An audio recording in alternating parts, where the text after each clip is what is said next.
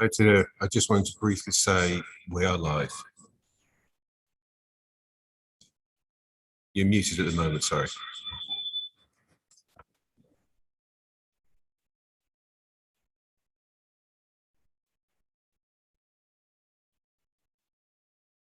Okay, sorry. Yeah, you okay, Mike? Yeah, very well, very well. Good to see you. Yeah, and you. I sent you an email about 5 minutes ago because the machine decided to update itself this morning. So, yeah, I was sitting about for a while, but anyway. Yeah. Okay, yeah. Okay. I'm going to mute and we'll starting at 9:30. Yeah, that's fine, Mike. Okay.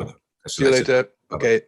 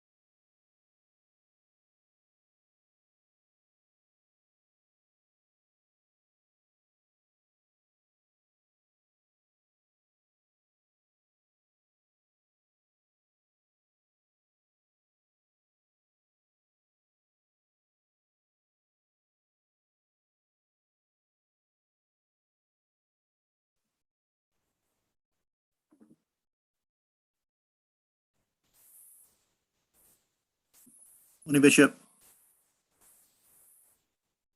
I think you're mute. Hi Paul, how are we doing? Good morning, everyone. Okay. I am right in thinking that you actually open, don't you, this morning, and then hand over to us. Is that right? Or I'll ask Simon for commentary on that. I had assumed that it would be in your hands immediately. My briefing says that you will start. Okay. Simon? Yeah, I think it's normal, Bishop, for you to start and then to hand over to Paul to chair the session. So if you can open. Okay, well, I can do that very, very, very briefly. So I'll do that, Paul. I'll just welcome everyone and hand over to you. Okay. Lovely.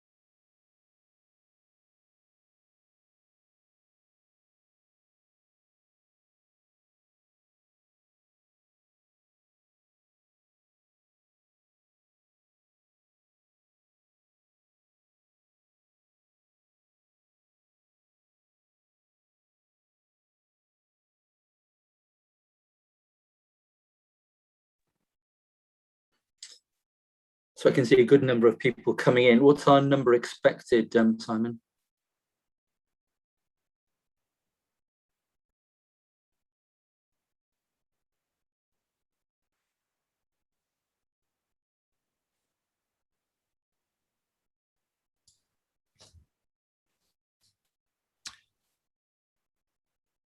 Yeah, 63 at the moment. Okay.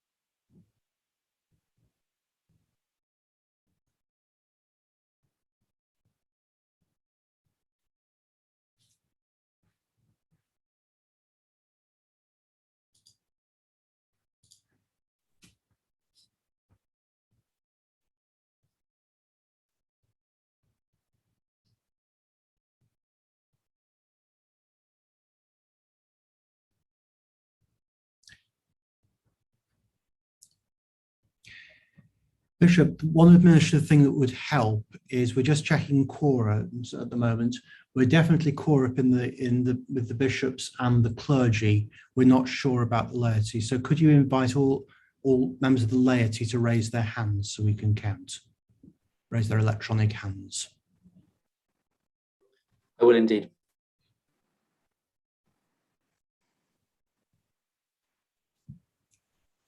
Matthew, if you're there, I'm seeing well over 30. I think that's quorate, isn't it? That is quorate. Thank you very much, everybody. You can put your hands down. Yes, we can confirm we're quorate in all three houses. Lovely, that's super. By my reckoning, we've got a minute to go, is that right? Yes. Fine.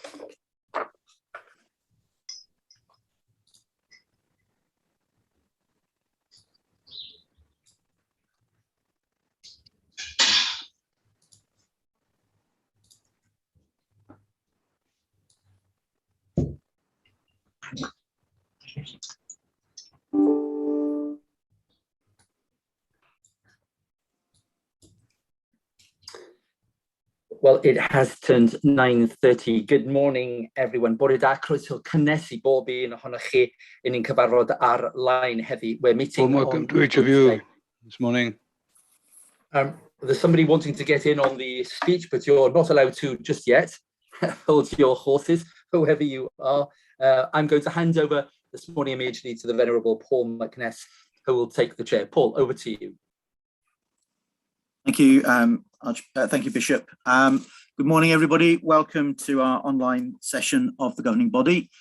First time chair, long time fan. So this morning we'll be following the order of service in the grey leaflet, the agenda leaflet as prepared, beginning with Agenda 13. We're going to do some tests just to check that everything is working. I suppose the first thing is that we're going to run a test poll. I'm going to ask Mr. Matthew Chinnery, who's the head of legal services, to run a test poll for us. This poll is non-binding on the governing body. Thank you very much, Chair. So a poll should have just gone up onto your screen now, and our webmaster, Mr. Mike Wakeman, has put one of the burning issues of the day up on our screen, and you are all beginning to vote on it. There is a yes, a no, and an only if Gareth Bale stays fit, which I think will magically become an abstain when we get to the polls that actually count. So I am seeing already that everybody has been able to vote in that poll, which suggests that it's working. Only some people are coming into the meeting and immediately voting. We will leave that open for a minute, so another 15 seconds or so. Just to say, we are not anticipating currently any votes by orders in today's business. If for reasons of our standing orders, we are required to do a vote by orders, there will be a short adjournment whilst we set the software up to run that.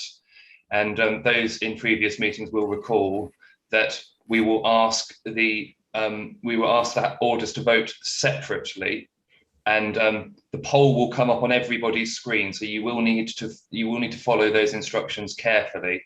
But we do undertake a manual double check once the polls are done. So if you have voted in the wrong order, if you could kindly fess up in the chat, either directly to me or to everybody, then we can just we can get those votes excluded. But as I say, we are not anticipating a vote by orders today, so it'll be a vote of the whole governing body, just as on your screen now. So if we end that poll, please. It's on a knife edge, but the view of governing body is that Wales will only qualify for the Football World Cup if Gareth Bale stays fit. So with that, I hand back to the chair. Thank you. Thank you, Matthew. Also to say, reminder that only those who are eligible to vote should vote in polls as we go forward. I will remind you that as we go through each of the polls this morning. I think now probably best to test the translation equipment. You should, at the bottom of your pages, see an interpretation button, and I assume if you press that, you should get the interpretation. You can click either off English or Welsh. I think whatever one you press, you're going to get Welsh coming through the sound. So please, you get the translation from the Welsh into English there. I would encourage members of the governing body, if you are first language or a Welsh speaker, please do speak in Welsh. Gives Tudur something to do, but also it's important that we, as a bilingual church, we do use both languages. Is there anything else that we need to do? Yep. Okay. Is it working well? Good. Brilliant. Thank you. And so then I think that concludes sort of the tests that we need to do this morning. Reminder that if you want to make any amendments, please send them via email to amendments@churchinwales.org.uk. You should also get in the chat function regularly the details for the help desk. And please bear in mind that when you put in a comment in the chat box, unless it says to the hosts and panelists, everybody can see it. Okay, so do not put anything in there that you would not wish anyone else to see. Thank you.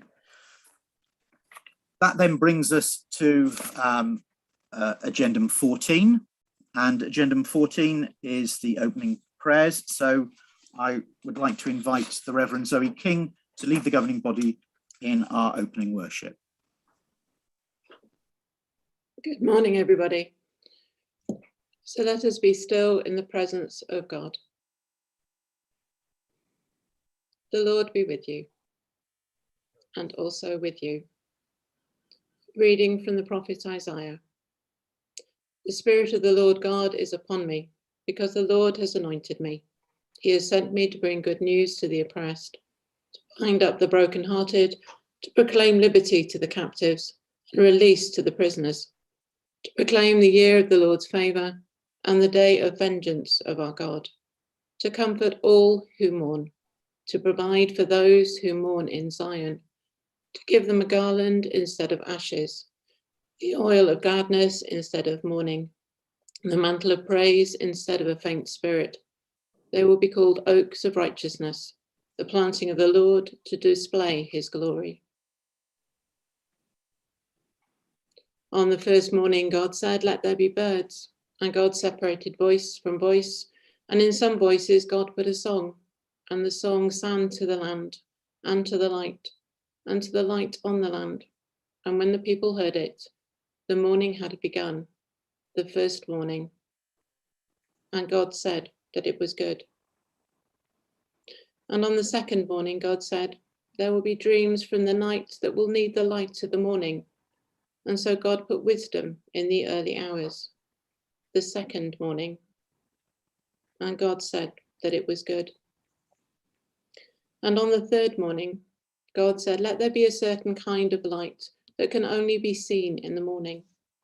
And God created gold and dew and horizons and hills in the distance, and faces that look different in the light of the morning, and things that look different in the light of the morning, the third morning. And God said that it was good. And on the fourth morning, God said, "Sometimes the day will be long. Let there be a warmth in the morning. Let people sleep for some mornings, and let the rest of the morning be good." The fourth morning. And God said it was good. And on the fifth morning, God said, "There will be people who will rise early every morning, whose day will begin in the night, by the light of the moon and stars. They will see the sunrise, these early risers." And God put a softness at the heart of the dawn, the fifth night. And God said it was good. And on the sixth morning, God listened, and there were people working and people struggling to get out of bed, and there were people making love and people making sandwiches.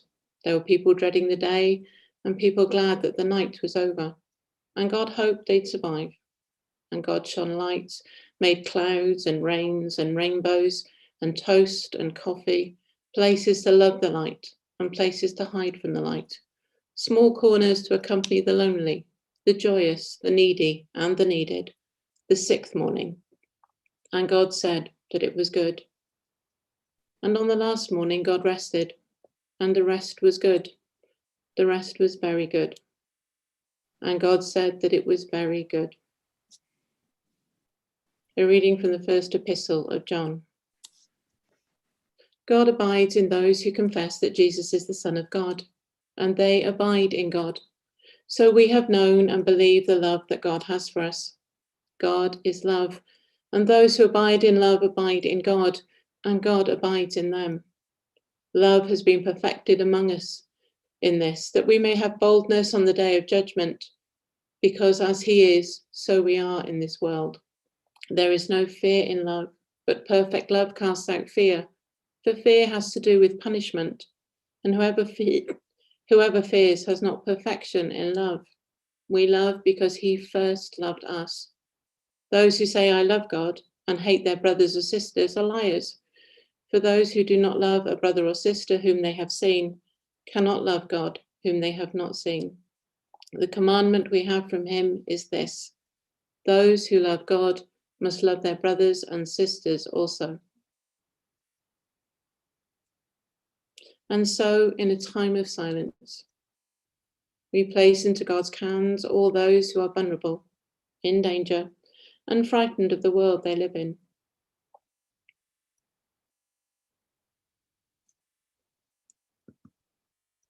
We place into God's hands those who are burdened by physical, mental, or spiritual health problems.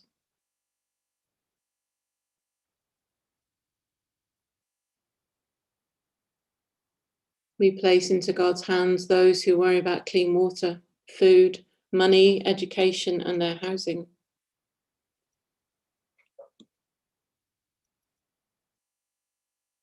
We place into God's hands all those who suffer violence and persecution. And though we can find it challenging, we also commit those who commit violence and persecution.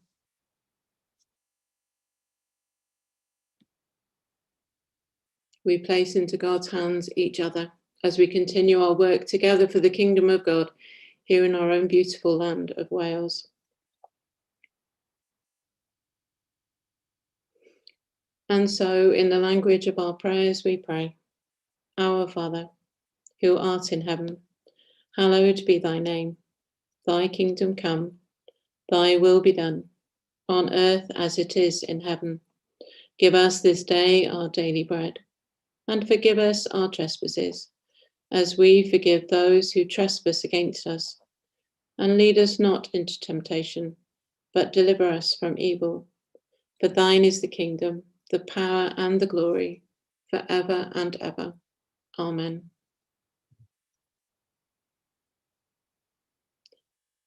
We say together, Lord, make us instruments of your peace. Where there is hatred, let us sow love. Where there is injury, pardon. Where there is discord, union. Where there is doubt, faith. Where there is despair, hope. Where there is darkness, light. Where there is sadness, joy. Eternal God, grant to us this day and every day such readiness and delight in following Christ, that whether our lives are short or long, we shall have lived abundantly. Amen.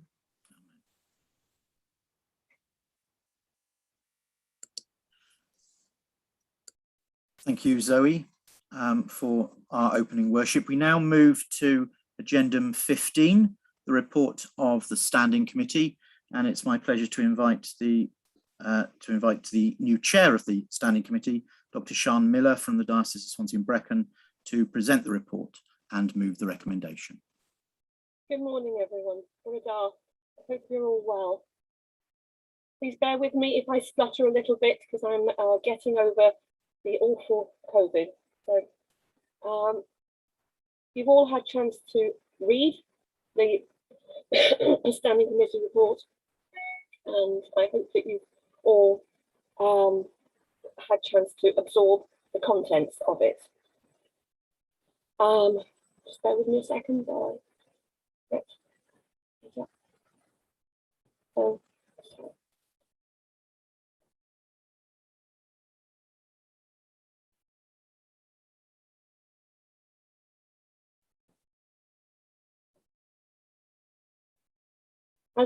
As you're aware, I'm going to splutter.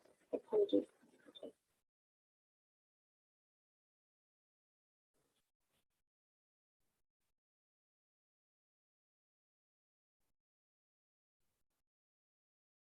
Oh, sorry, I'm struggling.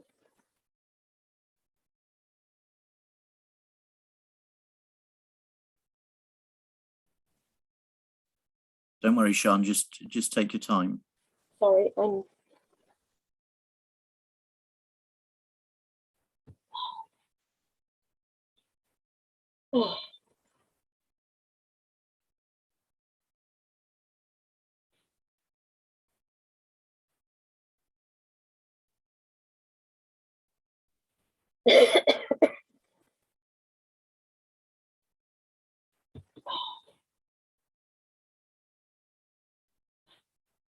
Right, let's plough.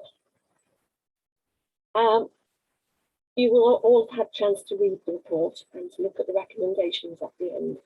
There will be an opportunity to speak at the end of the report as we move to the motions. So please bear with me as we go through the report very briefly, and hold fast with your questions.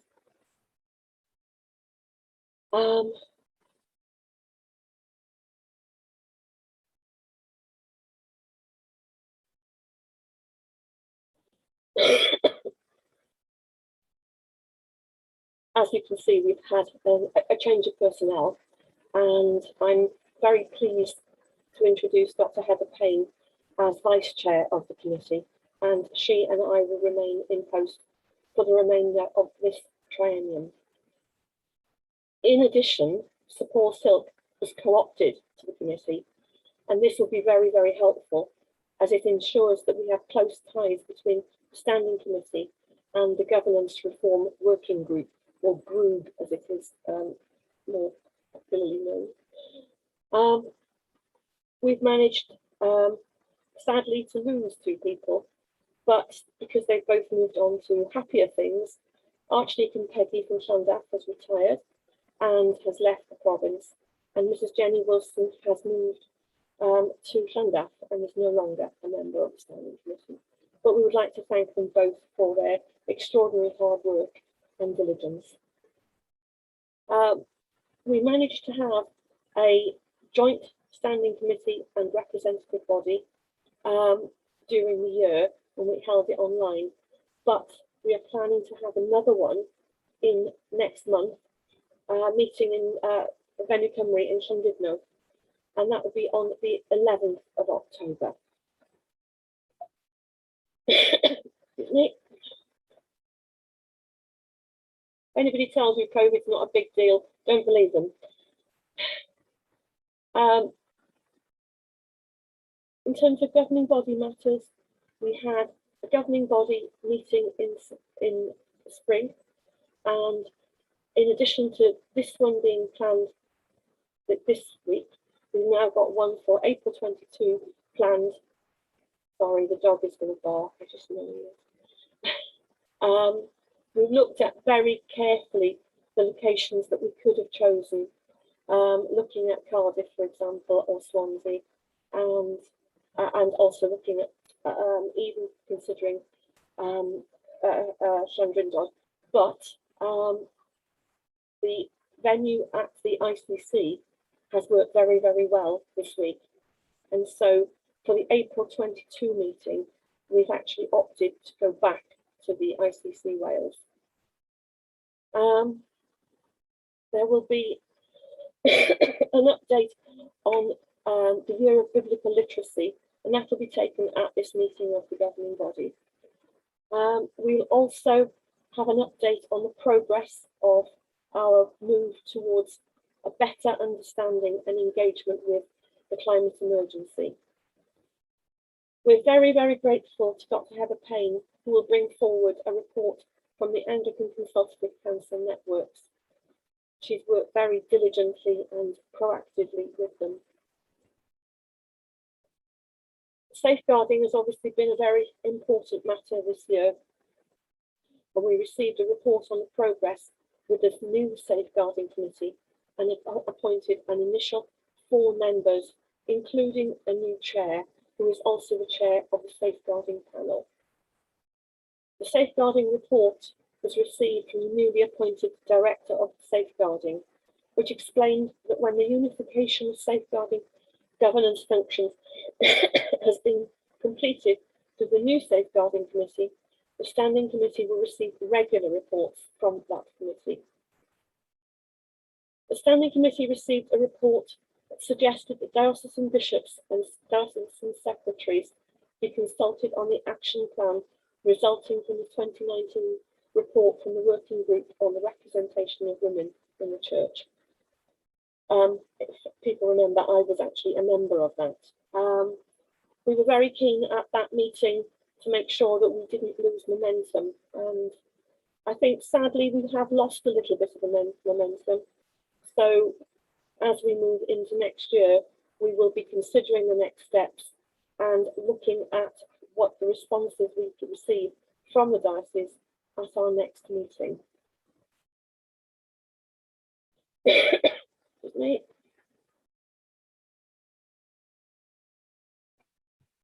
As you're all aware, the meeting for the Electoral College for the See of Swansea and Brecon has met, but sadly has not achieved a conclusion. So that is now back with the bench, and I'm sure we'll hear information as it moves forward.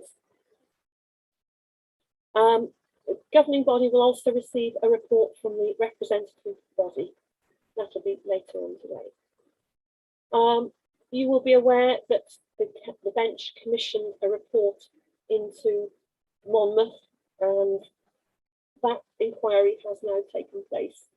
And the Standing Committee has been informed that the reviewers were considering submissions from those involved before finalisation of the draft report and understanding of the lessons that can be learned from it. I'd now like to invite people to make comments. Before we do that, we need to formally second the motion first, which I think Dr. Heather. Thank you. Thank you. Thank you very much. And thank you, Sean. And I'm so glad to see that you're better enough to be with us online. And I hope you continue to recover very rapidly. As you say, COVID is not a simple condition, and I hope you're better soon.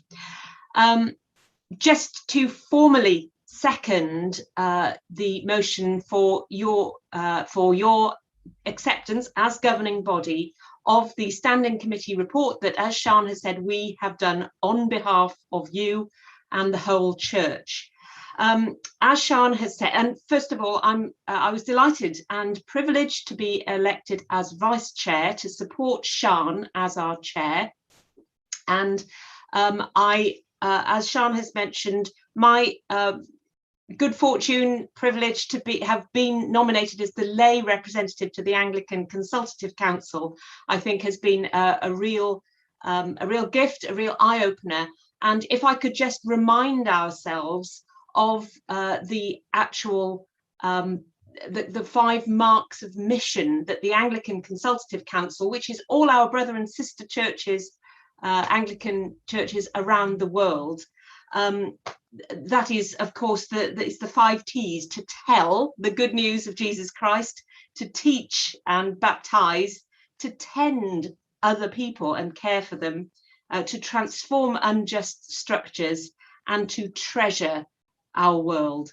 So we're going to be hearing later on some additional things which focus on those. That is our core work as the church. And so I would respectfully like to commend this Standing Committee report to you, because this is what we are trying to do in your name. So I formally second this report. Thank you. Thank you, Dr. Payne. The report is now up for discussion. If anybody wishes to make a comment or ask a question, please feel free to do so. Can I remind you that standing orders are now in force? And if you are going to ask a question or make comment, please give your name and the diocese you represent, or the constituency you represent if you're a co-opted or ex officio member. And I ask if the Provincial Secretary can let us know if anybody wishes to speak, and then call them. Thank you, Chair. I see no hands raised at the moment.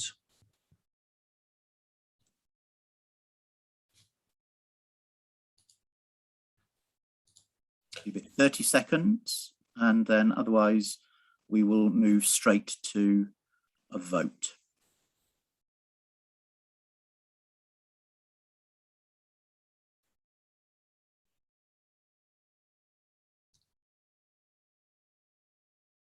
Nope. Okay. No hands raised. Thank you. In which case, if I could ask the assessor to put the poll to the governing body, and remind people, please, if you are a non-voting member, please do not vote. We will know. Thank you very much, Chair. Now, hopefully on your screen, you'll have in nice large text and bilingually the motion before you, which has just come up on my screen. So if I now might ask Mike to launch the poll, please.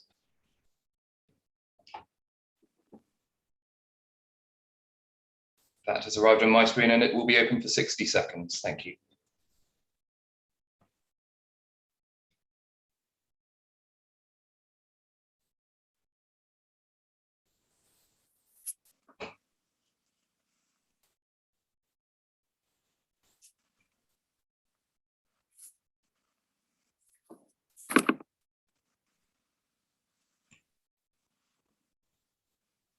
We are halfway through the voting period, another 30 seconds.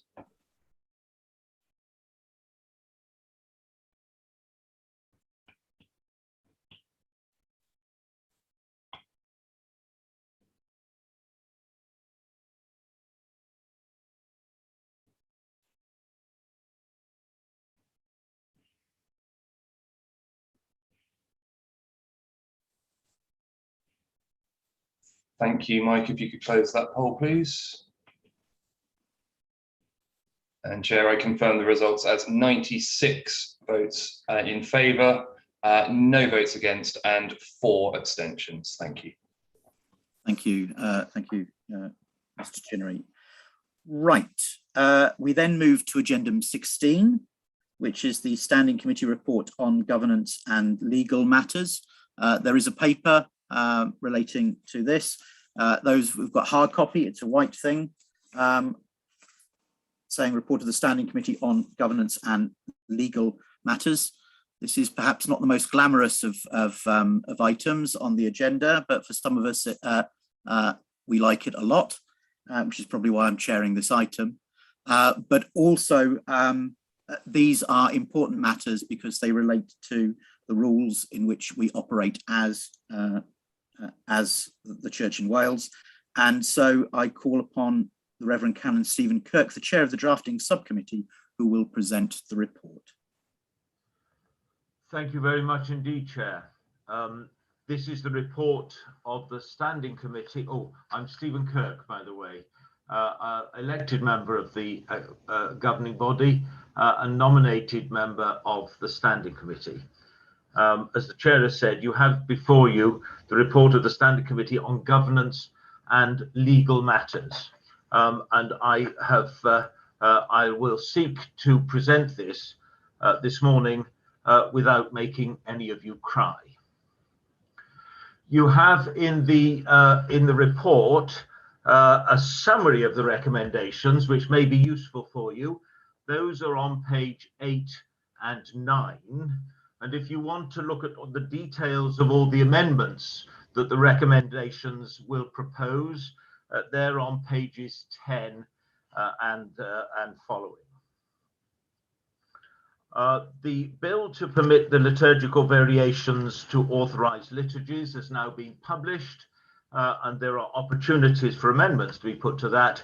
I don't intend to say anything more on that.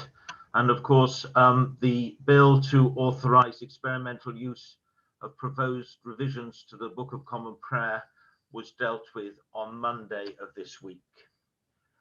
The Governance Reform Working Group, there is a proposal for some minor constitutional matters. The first matter is a correction, a typographical error about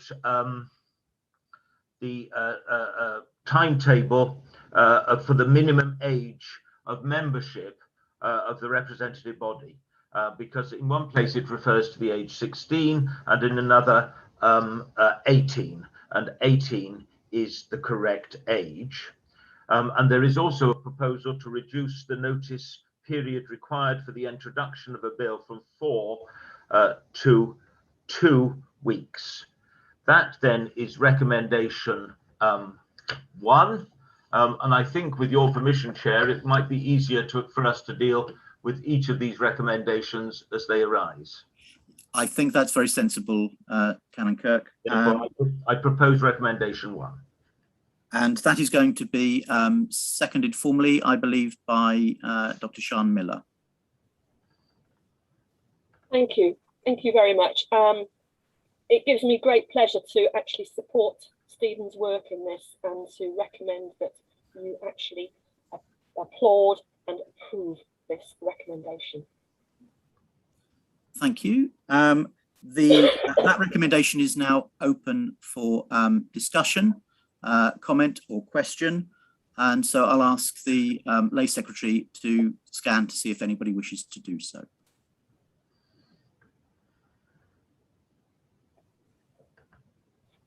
There appear to be no speakers to that. Okay, in which case, if I could ask the Head of Legal Services to administer the vote. Thank you, Chair. If, Leon, can we have the slide, which should cycle through Welsh and English as we are voting. And then can we launch the poll, please? Everybody voted very quickly on the last one, so we're going to go for 45 seconds for these votes. Thank you.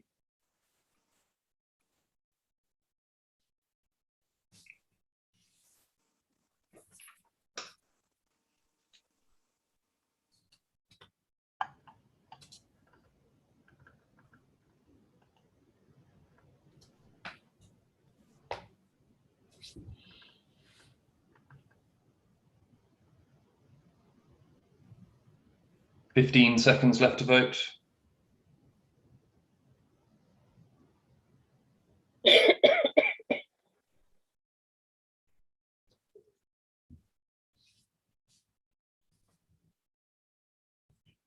Thank you. Can you close the poll, please, Mike? And Chair, I confirm that we have 91 votes in favour, 1 vote against, and 2 abstentions. So that is carried. Thank you. Thank you. Back to Canon Kirk then for recommendation 2. Thank you very much indeed. This is also from Grug, and they have recommended a slight alteration to the timings with regard to calling the archiepiscopal election in order to accelerate the process, because of course at the moment the Constitution says that we cannot proceed with an archiepiscopal election and until there are 6 bishops enthroned, which if we've had an election for a vacancy, can delay the matter. So the proposal is that it should commence at the point when the new bishop has legally become bishop of the diocese, which is the point at which the confirmation of the election at the Sacred Synod is made. The second point on this in this recommendation is about the eligibility of electors at an electoral college. In order to be absolutely clear, the amendment is going to suggest that an elector's eligibility arises at the date of the commencement of the electoral process. So if I could try and explain that.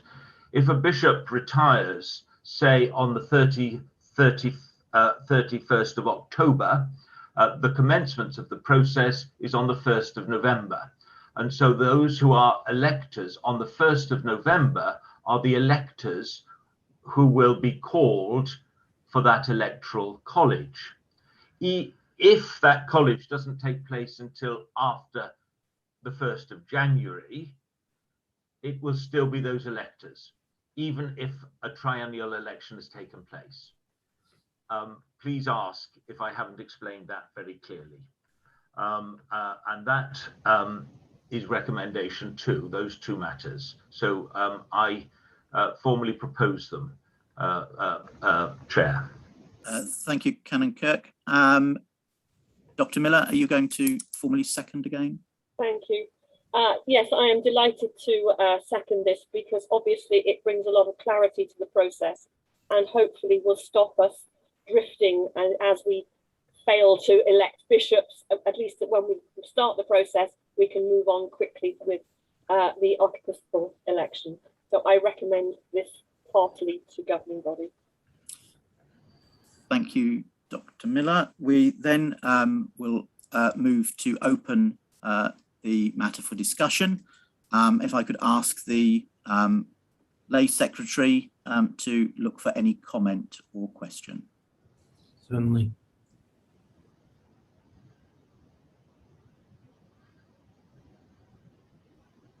There are no hands raised.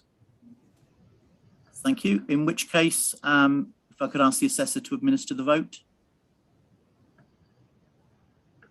Thank you, Chair. Are we okay with the slides now, Leon? I noticed things were ticking past. Yes, we are. Marvellous. Thank you. There's a slide on your screen. The full amendment and details are in your papers, and I will now launch the poll for 45 seconds. Thank you.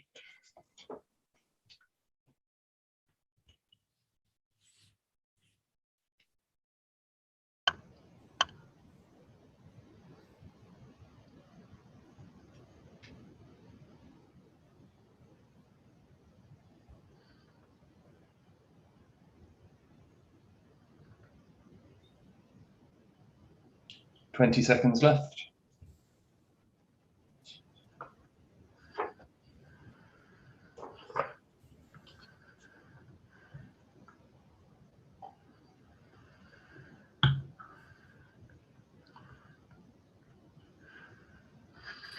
We're getting that one of the members can't see poll. If you want, Could we stop the poll for the moment, please, Mike, and we just investigate whether that's just a single issue or anybody else? Is there anybody else? Please raise your hand if you. There are no hands raised, Chair. In which case, can I ask if somebody from the Secretariat can make contact with the Reverend Kevin Hasler to get his vote, please? Thank you. Chair, in which case I will give a preliminary result on that poll, but I don't think it's going to change things. We have 92 votes registered in favour, 2 votes against, and 1 abstention. So with only 1 vote missing, that is clearly carried regardless. But if my colleagues could just check with Kevin Hasler that everything is in order on future polls, that would be helpful. Thank you. Thank you. That brings us then to recommendation 3, Canon Kirk. I'm going to take 3 and 4 together as they are together in your paper. Although they're slightly different matters, nevertheless, I think we can easily deal with them. The first is a clarification about when triennial membership cycles actually begin. This arose because there was an emergency meeting of the Standing Committee at the beginning of this year in order to deal with some of the regulations which were needed to be put in place because of COVID.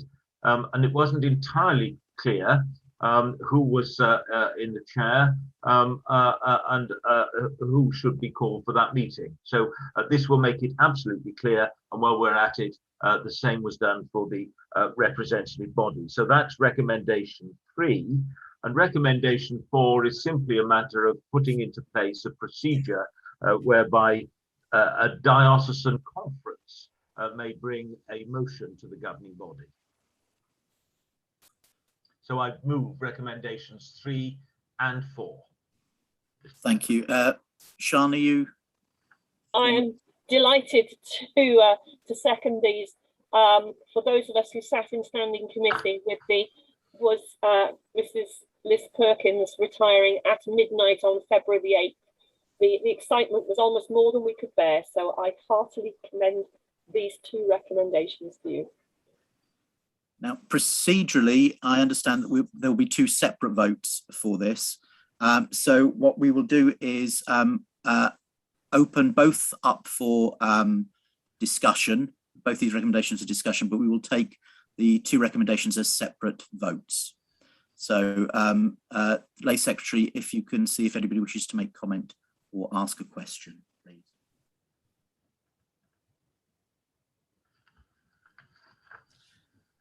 There are no hands raised. Thank you. In which case, if I could ask Mr. Chinnery if you'll administer both polls in turn. We will do the 2 polls sequentially. Thank you. So if we can have the slide ready for recommendation 3. Thank you. And the poll, please, for 45 seconds.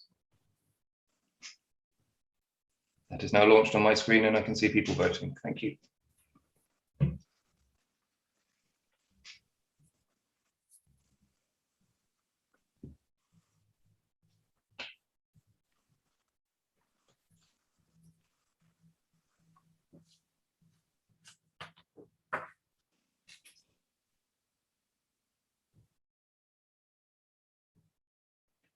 Fifteen more seconds on this.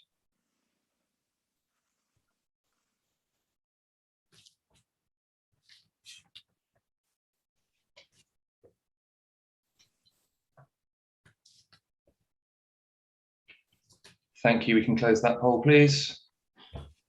That has been passed with 92 votes in favour, 0 votes against, and 3 abstentions. So, and then Leon, if we could then have the slide for recommendation 4, please.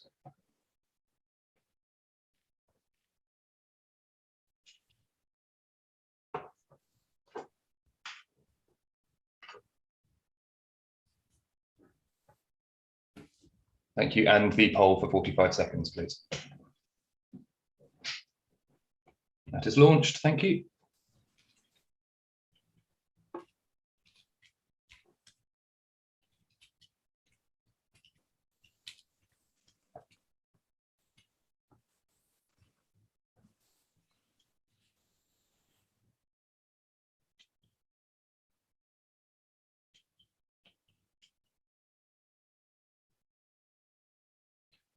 Fifteen seconds to go.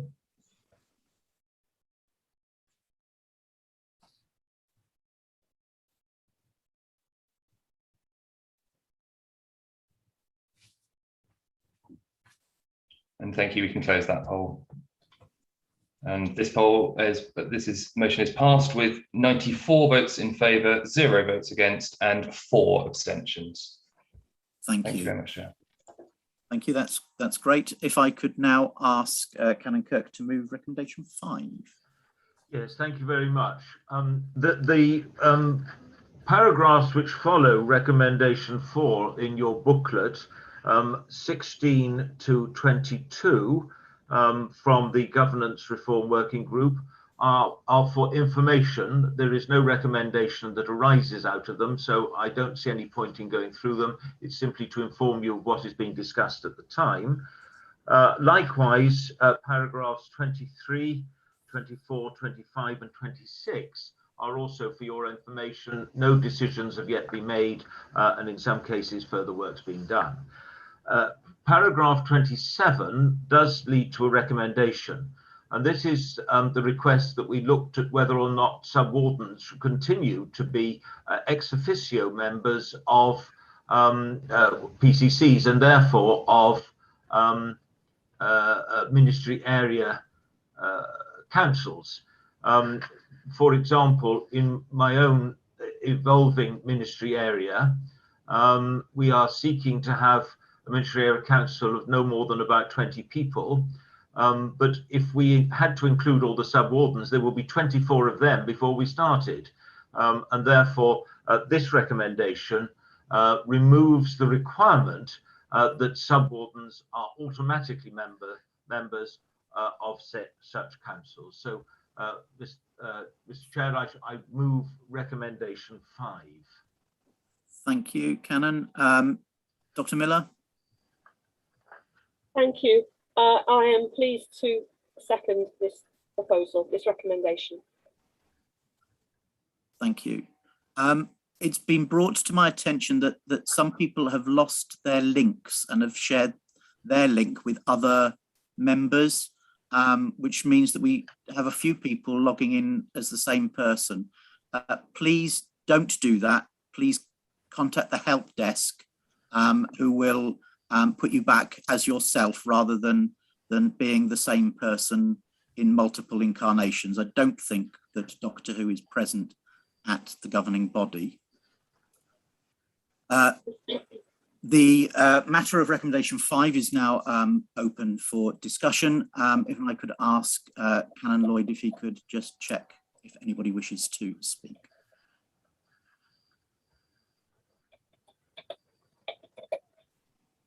Yes, Chair, there's one hand raised. I call Robert Evans to speak.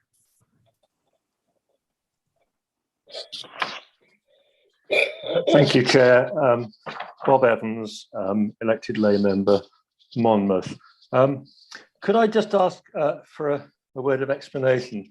Paragraph 27 is very carefully worded, but notes that there is a problem in what it describes as single parish ministry areas.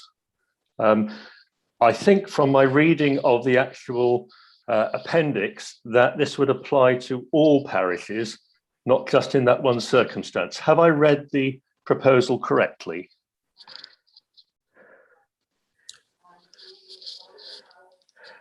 Do you want to take questions as they go along, Chair? Or I think it might be easier on this item. Well, I'm going to pass this to Matthew. The answer is it applies to all parishes. Constitutionally, we have to be quite careful with ministry area language because some dioceses have ministry areas which are not constitutionally one large parish, but are a number of parishes working together in cooperation or in a group.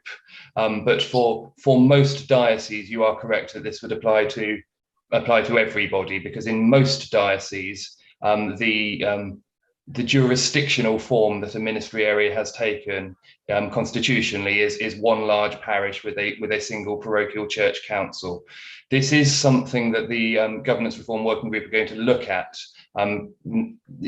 almost 10 years from the Harris report, and with the rollout of ministry areas everywhere, how we reflect the new language on the ground in our constitution, and that is something that is being looked at in the longer term. But yes, you have read the recommendation correctly. Thank you. Chair, there's another hand raised. I call Anthony Mullins to speak. Good morning, Chair, governing body. Just a point of clarity, if I may. We're in a transitional period with 3 parishes coming together as one, and Llandrillo and Maesteg has 3 churches with 3 sets of sub-wardens. Would this 13-1, the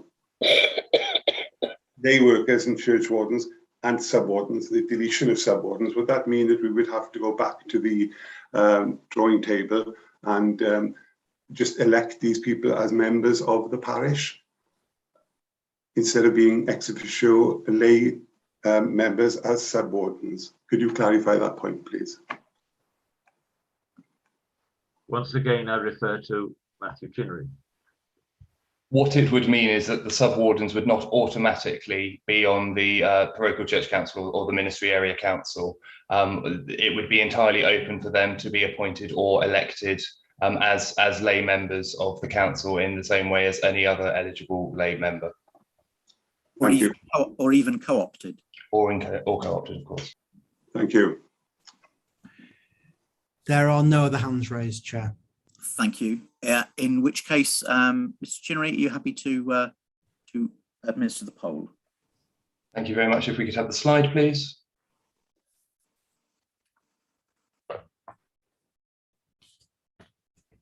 Thank you, and the poll, please, for 45 seconds.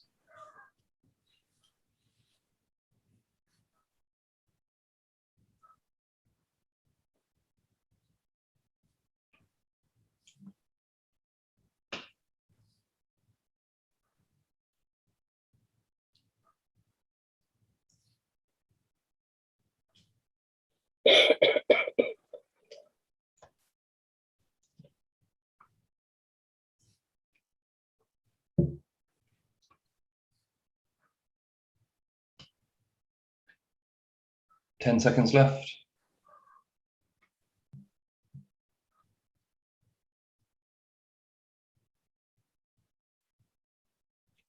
Thank you. We can close the poll, please. This recommendation is passed with 88 votes in favour, 1 vote against, and 3 abstentions. Thank you. Thank you. We then move to recommendation 6. Canon Kirk, if you're happy to present that. Thank you, Chair. Once again, paragraphs 30 through to 35 are for your information.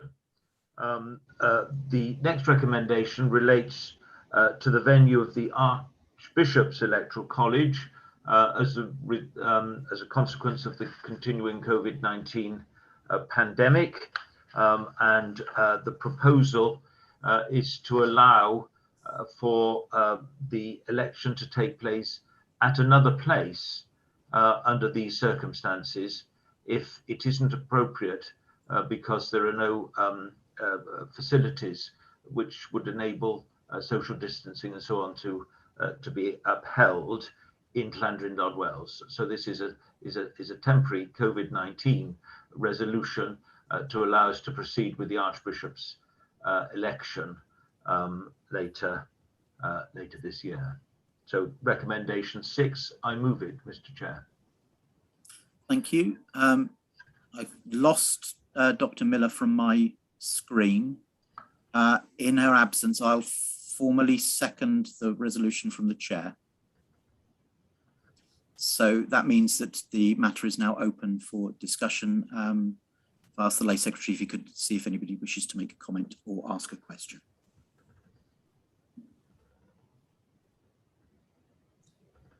There are no hands raised. Thank you. In which case, Mr. Chinnery, will you please administer the vote? Thank you, Chair. That is on your screens now on the slide, and we can therefore launch the poll, please.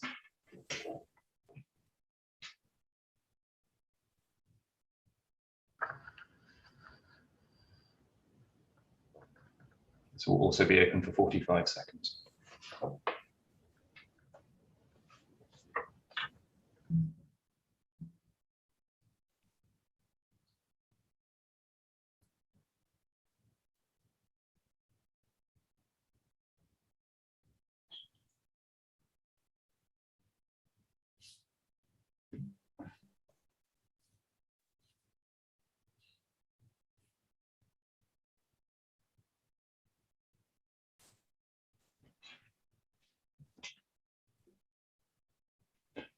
Thank you very much. We can close that poll.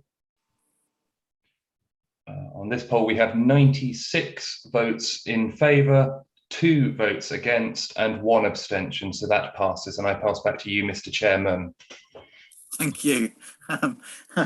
We then move to recommendation 7, which may correct that that issue. Canon Kirk. Yes, thank you very much indeed. This is about gender neutral language. Many years ago, I sat on a group which sought to revise parts of the Constitution of the Church of Wales and make it tidier. It's an absolute nightmare to try and catch up with every consequential amendment which might be necessary when you've changed one part of the Constitution.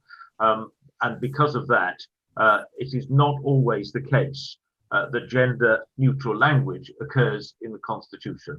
And we're asking you just for us to allow us simply to do that whenever we find another error. So I move,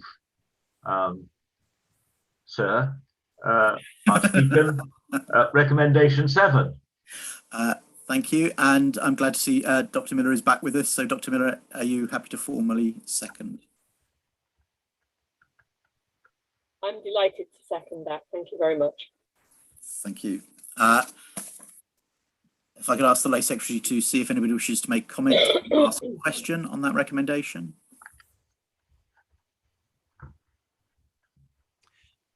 No hands are raised.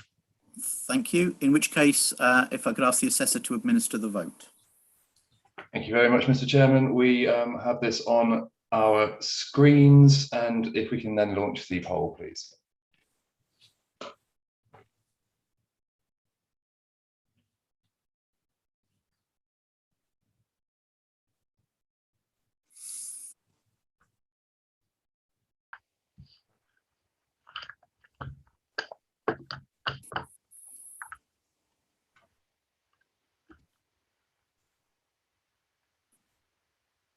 This again is open for 45 seconds, and we have 15 seconds to go.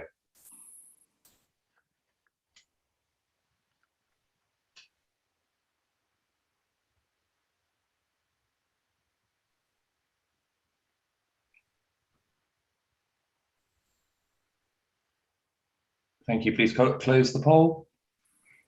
This recommendation is carried with 91 votes in favour, 4 votes against, and 1 abstention. And I'm delighted to pass back to you, Mr. Chair.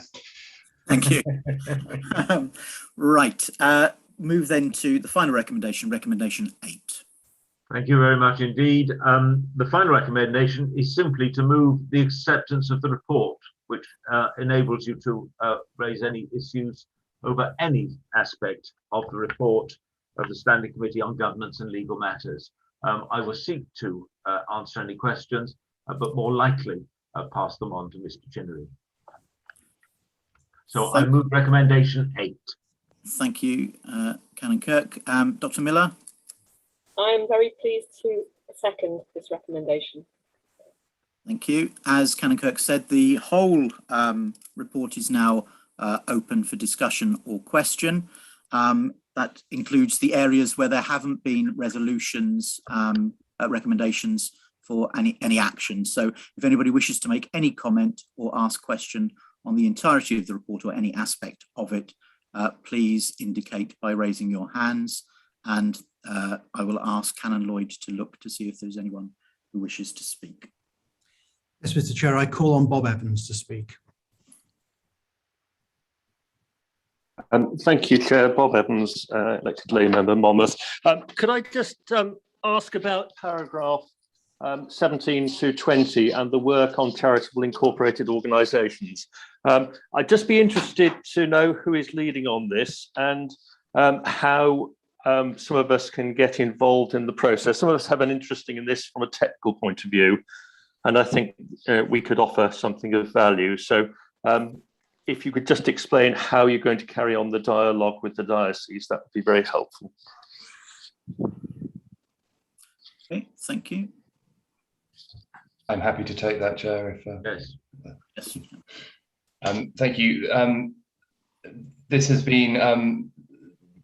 has been led by the Diocese of Llandaff, as it was originally a private member's proposal that came through them, although it is now being primarily taken forward from a technical perspective by the legal department of the representative body. Consultation is going both through the standing committee, but also now by a separate group through the diocesan secretaries. There is a meeting between the Secretariat and the diocesan secretaries on this at the end of this week. I would suggest in the first instance that anything you want to raise this week through the diocesan secretaries, we're also consulting them about how we do consult people in the diocese further at that point. There's several parallel means of consultation and advice going on this, including now with the Charity Commission, who will have to approve any text. But I think this is absolutely a case where all help will be very gratefully received, because it's a very complex matter and is received slightly differently in all the dioceses. But I would perhaps suggest your diocesan secretary in the first instance would be the best way to help you feed in at a diocesan level. Okay, thank you. That is very helpful. Are there any others? There are no other hands raised. In which case, Mr. Chinnery, will you please administer the poll? Thank you. That is on screen on a single bilingual slide, so we can launch the poll straight away. Thank you. 45 seconds.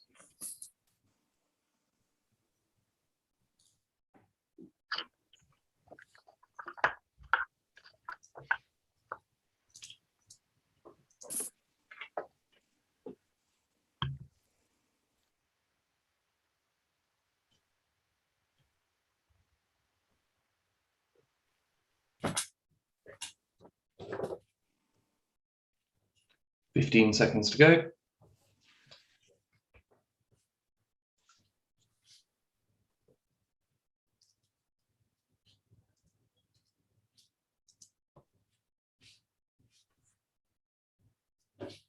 Thank you. Please close the poll.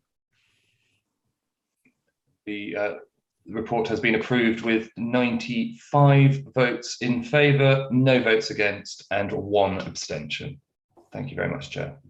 Thank you. And that concludes the business that we had for online session 1. But because we are running ahead of ourselves, we will move to the next agenda item, for which I ask the Reverend Dr. Heather Paint to take the chair, and also for Mr. Chinnery to remain as assessor. So thank you very much.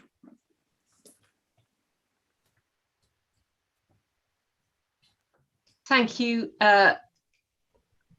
Yes, I am live now. Yeah. Thank you very much for taking that session. And as your the DJ that you're handing over to, I'm also a long-term fan. Great. Now we are on to agenda item 17, which is the report of the representative body, including the accounts for the last year that is ended 31st of December 2020. And we have a number of our representative body members present here today, but I'm extremely pleased to be able to introduce James Turner as the chair, and also Hilary Wiseman as the deputy chair. So, James, thank you so much. And I realise this will be your last governing body. Thank you very much for all the fantastic leadership that you have offered as we have gone through the years. And I must say, reading the accounts, I know where I should be investing my money. So can I hand over to you to present the report? And of course, this will be subject to a motion, so that it is for everybody in the governing body to be able to ask you questions. And I hope that that will, after you have made the proposal and the seconding, that we will move to that. So over to you, James, and thank you. Thank you, President, Chair, and members of governing body. So as you heard, James Turner, ex officio member and chair of the representative body. Among your papers for this meeting, you have a copy of the RB's annual report and accounts for the year ending 31st of December 2020, as well as the annual report of the RB's Common Investment Fund, also for 2020. You also have a written report in both languages, which sets out the most significant areas of the RB's work over the past 12 months. The provision of such a report is a new initiative, and it covers the sort of things that I would normally set out orally at this meeting. But perhaps having a written report may be easier. In the past, you've also been provided with printed copies of the minutes of the RB's meetings over the previous year. The minutes of the RB's meetings are now being made available on the Church in Wales website instead, so they can be consulted by you at your discretion.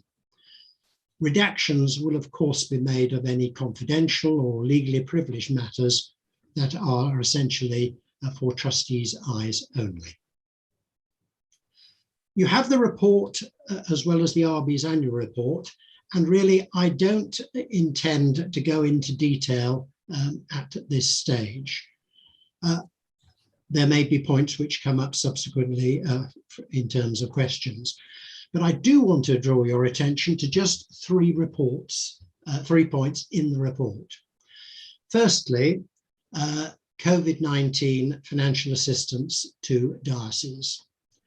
You will see that in January of this year, the RB provided £6.2 million to dioceses to help them respond to the financial pressures brought about by the pandemic.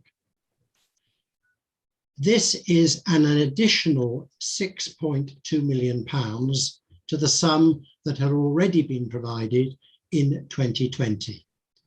But the RB recognised the need and I believe responded responsibly. In terms of overall financial performance, the report includes a précis of the RB's financial performance during 2020, and you will see that the RB's deficit increased quite substantially as a result of the pandemic and its effect on investment income, as well as increased expenditure by way of providing this further assistance to the diocese. So overall, the representative body incurred a loss of £9.4 million. Full details of the financial performance are set out within the annual report and accounts. And the third point I want to highlight is the funding of cathedrals. You will see from the report that the RB has begun the implementation of recommendations made to it by a small group of trustees charged with investigating in detail the funding arrangements for our cathedrals. The initial steps towards implementation of the report's recommendations were made in June, and there will be further consideration at the November meeting of the RB, and hopefully those funds will be approved for implementation during the coming year. Those are the 3 items from within the report to draw to your particular attention. You may well, as I've said earlier, have questions and will have the opportunity to ask them really on any matter related to the RB when the motion is debated shortly. However, I'd now like to update the governing body on the appointment of my successor. At its meeting last September, the governing body gave special permission for me to continue as a member of the RB beyond my 75th birthday, which was in December last year. This was to allow more time for my successor to be identified and appointed. In January, the RB convened a small group of trustees to work specifically to devise a process to identify a new chair. The working group, with the endorsement of the whole RB, decided that it wished to conduct an open and transparent process. The working group appointed a professional recruitment firm, Gattenby and Sanderson, to assist it and to handle the advertising and recruitment process. I think it's important for GB to know that the RB strongly felt that the role of chair should not be remunerated, and one naturally the recruitment, and so therefore quite naturally the recruitment process was predicated on that basis. Advertising took place via Gattenby and Sanderson's usual channels, plus within the church in Wales, via diocesan networks and bishops' communications. All applications from within and outside the church in Wales were made via Gattenby Sanderson. The working group, in consultation with Gattenby and Sanderson, from a long list of all applicants, identified a short list of 3 applicants who were interviewed by the working group in person in late August. Now, in addition to being interviewed by the working group, the 3 candidates also met with 2 stakeholder groups formed specifically for this occasion. One group consisted of a number of RB trustees and some members of the standing committee, and a second group was made up of the provincial staff. The comments and impressions of these 2 groups were fed into the main interview panel, and a preferred candidate emerged. The RB itself met extraordinarily yesterday afternoon to hear from the working group and to accept their recommendations. I'm pleased, therefore, to be able to confirm that the RB intends to appoint Professor Medwyn Hughes as its next chair.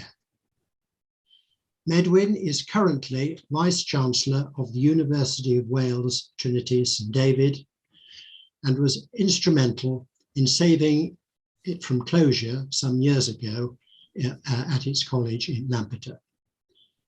And that, of course, is a campus with which the governing body is very familiar, because we have met there over many years. Medwyn is a communicant member of the Church in Wales, and in fact, a former member of governing body.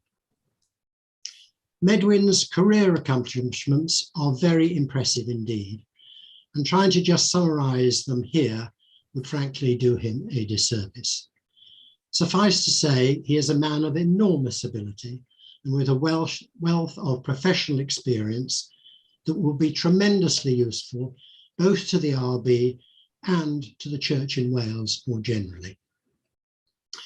We will now work on the exact sequence of events for Medwyn to take up his new post officially following my retirement in December.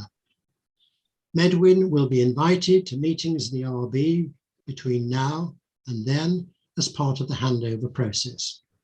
And a press release and further information and more details will follow shortly. As my time as chair of the RB comes to a close, I would just like to take the opportunity of firstly wishing Medwyn all the very best and assure him of my prayers as he takes on this extremely interesting role which I'm sure he will enjoy very much. Secondly, I would also like to thank all members of the RB and its committees with whom I have served. Being a member of the RB is not for the faint-hearted. Their commitment and diligence over the years is much appreciated. And I have appreciated the support of the RB trustees. I've appreciated the support of other members of the subcommittees, and I have in particular appreciated the support from the members of the National Office, the RB staff. So I've enjoyed working with many people, but in particular, I would like to highlight the two provincial secretaries, Simon Lloyd and John Shirley before him. So to all of you, I extend my very grateful thanks. Chair, that concludes my remarks, but I'd like to propose the motion that the report of the representative body be approved. Thank you very much, James. That's a very helpful and comprehensive report. And of course, everybody has the actual report in front of them, as well as the summary report.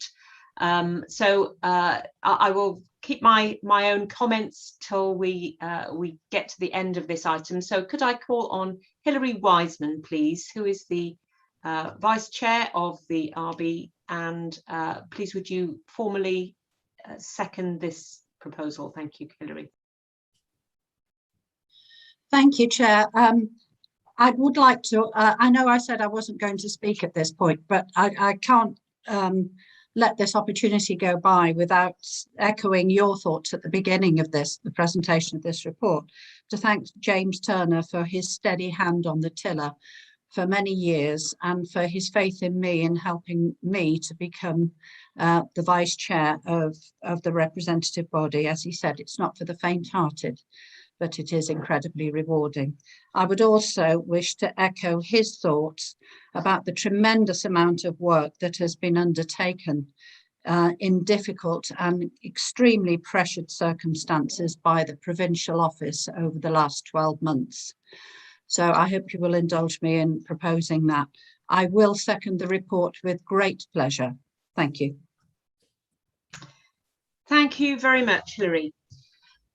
So could I now please throw this open for debate and questions? And of course, as governing body, we are extremely fortunate in having the representative body kind of holding the purse. And even though the investments may not have performed as well because of the economic circumstances, you can see, and it has been a consistent case, that the RB investments have outperformed other equivalent investments. So we are extremely fortunate. But this money is a means to an end for, as we said, the 5 marks of mission now are tell, teach, tend, transform and treasure. So over to you, please, governing body, to ask any questions so that we can actually understand how we are using our resources to do our core business. So I open the debate. Thank you. There are a number of hands raised, Chair. I firstly call Peter Ratcliffe. Thank you very much, Chair. Your Grace, members of governing body. Can you hear me first of all? Yes. Yes, lovely, thank you. I would like to also add my thanks to Mr. James Turner for his leadership of the RB, and to thank him for the additional financial support without which our churches would not have survived during COVID. I am concerned about 3 things. One is in our diocese, I've done a rough calculation. I must declare an interest. I'm a member of the Diocesan Board of Finance, but my concern is that it now costs, just to cover ministry share, around £20 per person per attendee per service. Now, if we say only Bill Batt would say 80% of our congregation, that's going to begin to go up exponentially, and some of our churches are going to struggle very, very quickly. And as the RB is actually the richest part of the church, I would like to invite them to continue their support until we have a clearer picture of how we are post-COVID. The other question I have is, the two questions I have are, on the pension fund, I notice that is part of the RB's general fund. As best practice, my former occupation was as a Association of Tax Technicians and as an accountant, part qualified accountant but fully qualified in tax. Is it not the case that the pension scheme should be separated out from the RB's general fund as a matter of best practice? And are there any implications of this? And finally, I note this is the third time I've asked for sight of the clergy remuneration review, the third year. Would it be possible for us to have sight of this at last and for it to be approved or rejected by a vote of the governing body? Thank you. Thank you, Peter, for those questions. Could I just check with James and Hilary? Are you happy to stack the questions and deal with them all at the end? I'm quite happy to stack them, yes. Okay, let's have the questions so that we can make sure that you can give a comprehensive answer when everybody has finished asking. So Simon, could you identify whether we have any other hands up? Yes, we do. Chair, I next call Ian Black.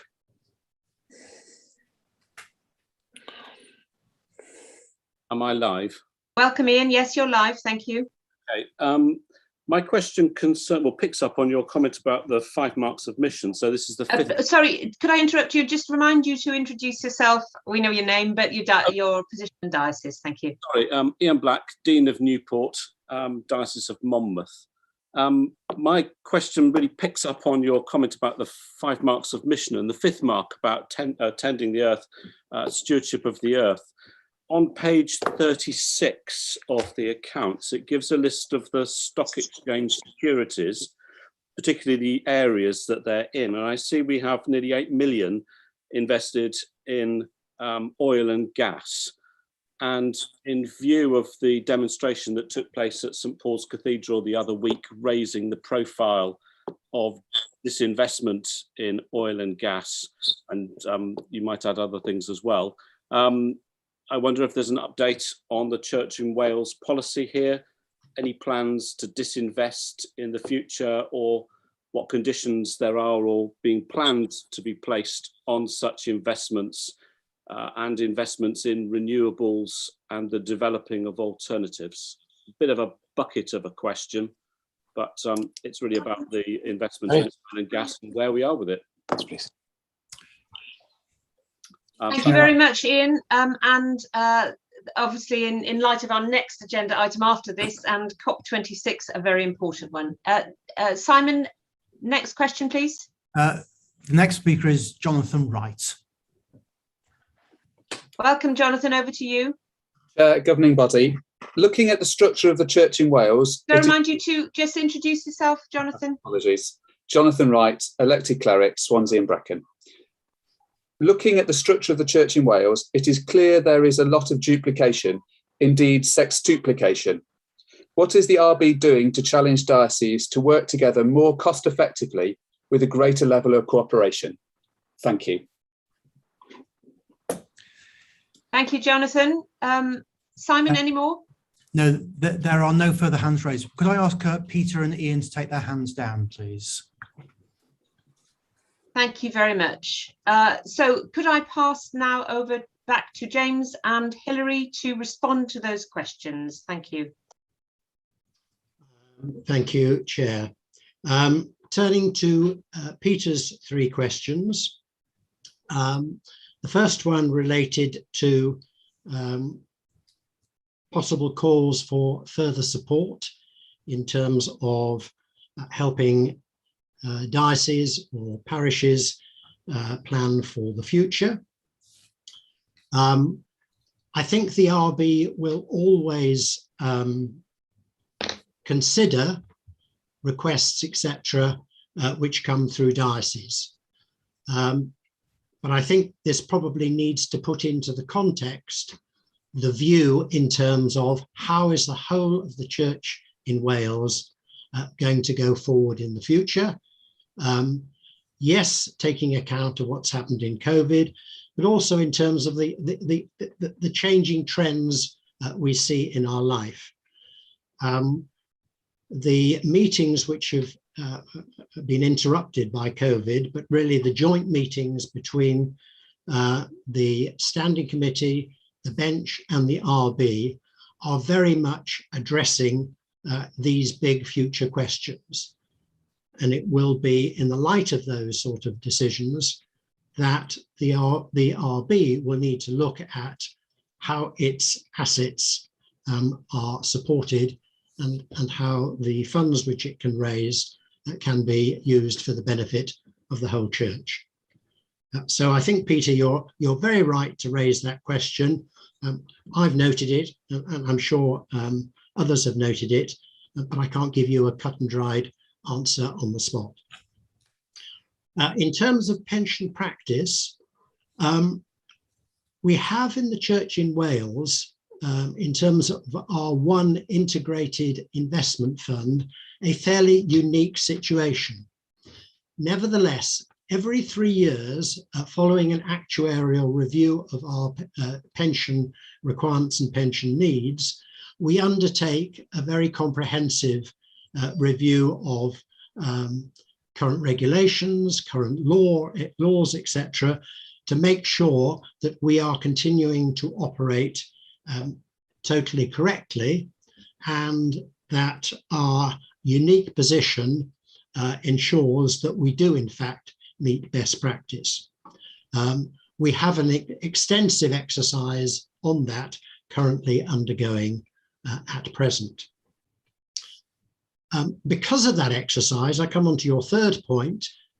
Work on the clergy remuneration review is continuing, but we have had to halt some of it whilst we clarify some current legal questions around our pension arrangements. But the clergy remuneration is not forgotten, and further proposals will be brought to governing body at a subsequent meeting. If I could turn to Ian Black's questions. Ian, I know we've welcomed you fairly recently to the Church in Wales, so you may well not be aware of earlier GB meetings where the RB put forward a proposal, and it was endorsed by the governing body, that we should no longer invest in oil and gas equities. The figures which you have in the annual report are the position as of the end of 2020. The position which we have now is that one of our investment houses is completely out of any oil and gas investments, and the second one was committed as approved by governing body to have exited all those investments by the end of this year. As of here and now this morning, I can't tell you exactly where we are on this. I know they have significantly reduced their holdings. Whether they're now down at zero, I'm not certain, but we do still have a month or two in time. Perhaps on the flip side of that, perhaps I should also highlight to you, if you look at through some of our major investment holdings, we do have significant holdings in renewable companies, in wind energy, and that is totally appropriate in terms of our obligations to support the world in which we're living and to address some of the challenges of climate change. Finally, if I could move on to Jonathan Wright's questions, I would heartily endorse the point you're making.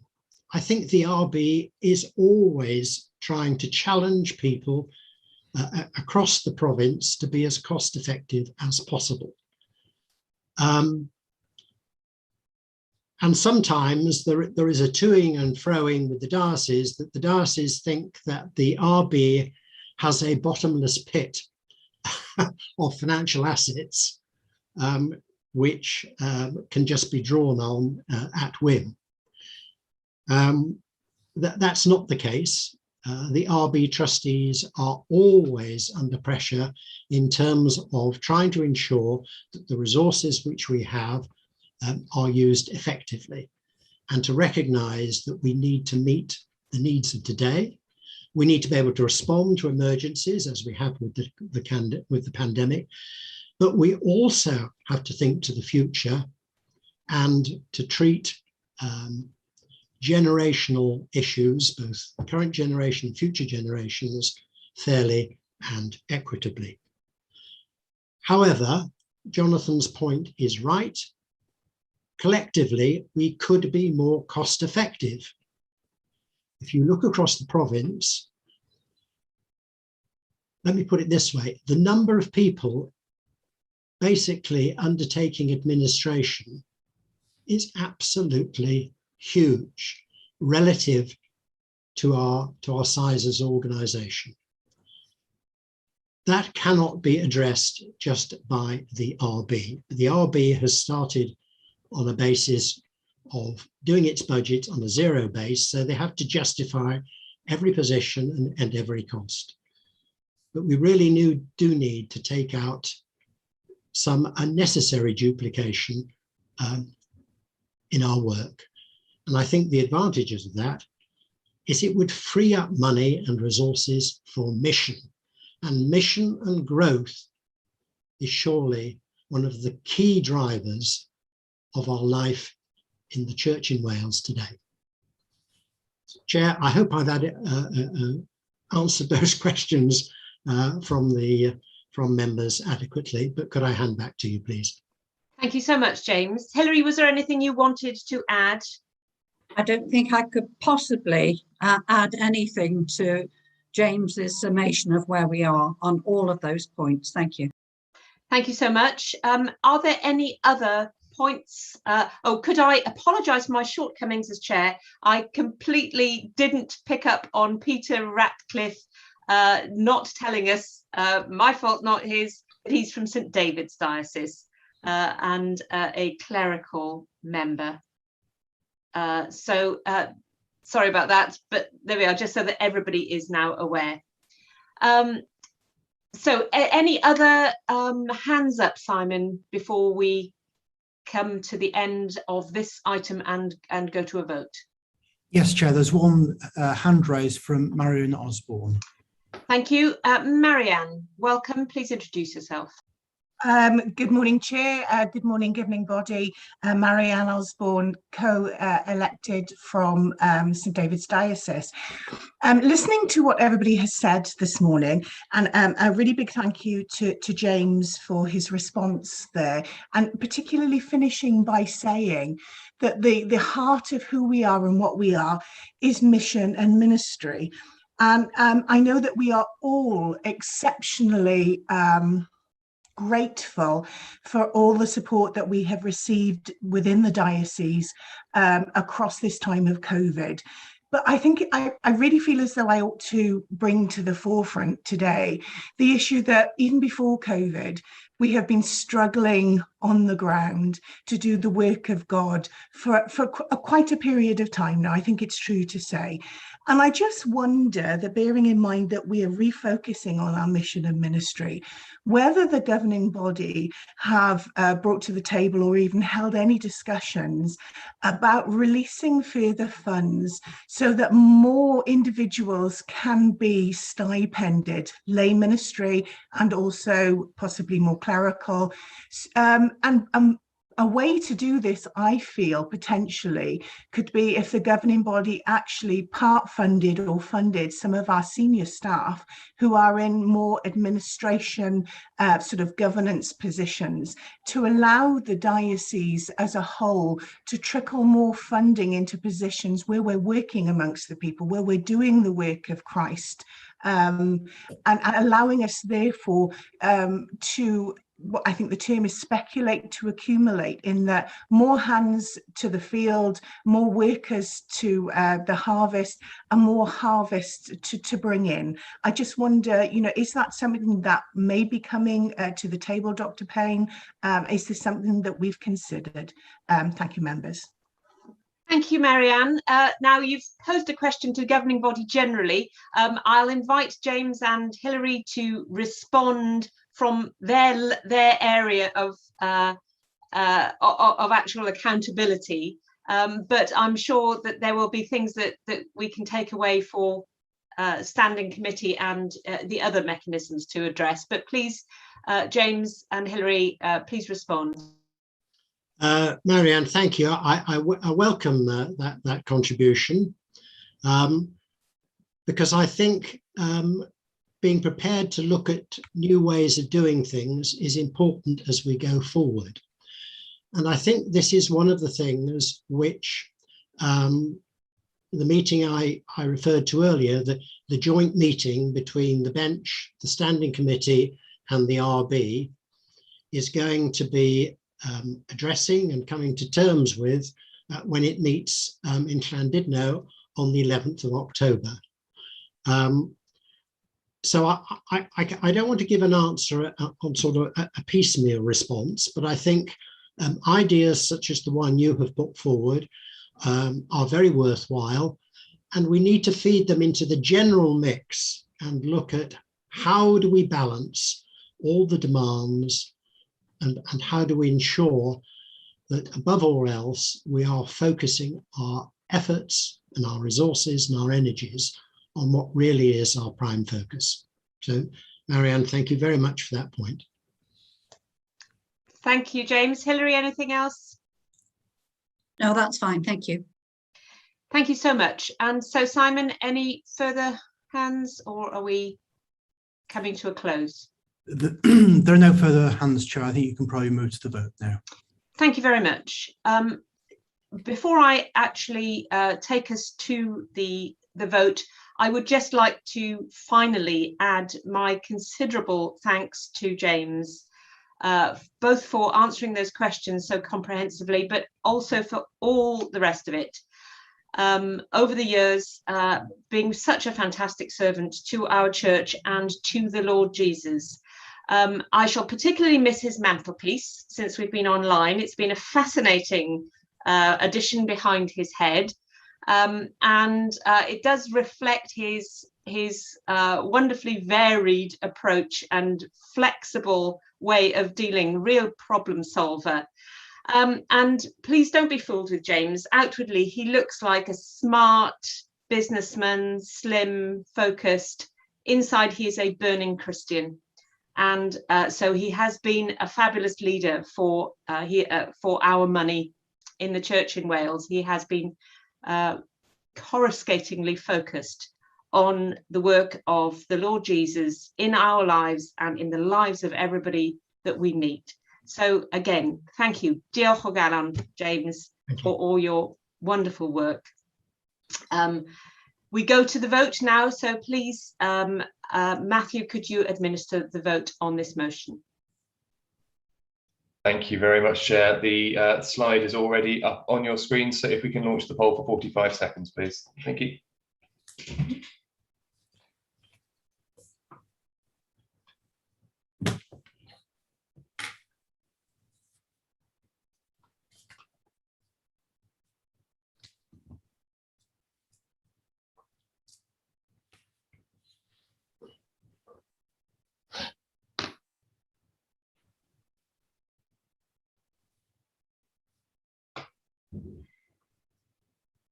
Fifteen seconds.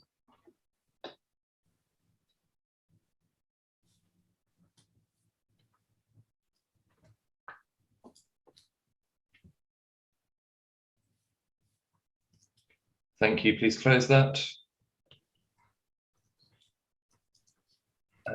Chair, I'm pleased to confirm that the motion has been carried. 96 votes in favour, 2 votes against, and 4 abstentions. Thank you. Thank you very much.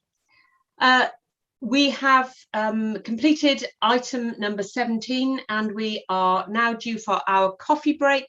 So could I invite us to return at 11:35 and take the opportunity to get maybe a little fresh air the last sunny day of our autumn apparently. So thank you, and we'll see you back in 30 minutes.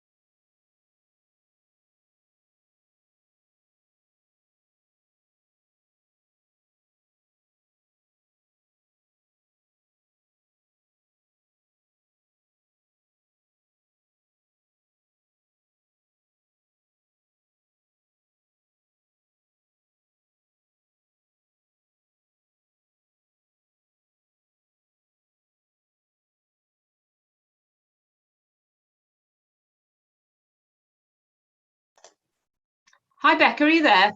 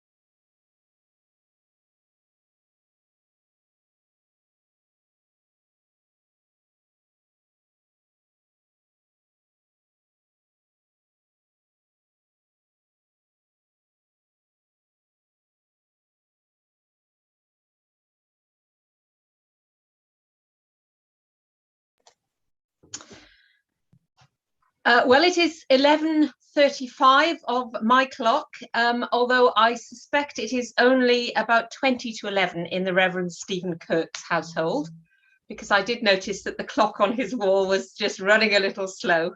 So can I welcome us all back to this session of our governing body meeting.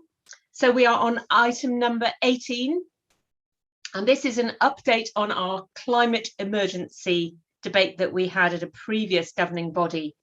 So before I introduce and welcome our speakers and presenters for this, I would just like to again reference the Anglican Communion, and here is my very own compass rose that is the insignia of the Anglican Communion, and this reminds us that as well as looking inwardly to our church and to our local communities, we have this duty across the world to look outwards and to hear what the effects of our daily choices are on the world outside. And when I went to the Anglican Consultative Council with Venerable Mary Stallard a couple of years ago, I heard firsthand from Christians around the world who not only were losing their income, they were losing their land. In the South Sea Islands, they live now on half the land they used to have because the rest of it has been swallowed up by the sea. And not only that, their burial grounds have been washed away, meaning that their ancestors' bones have gone or wash up on the shore. So these are terribly, terribly important issues when we talk about climate change.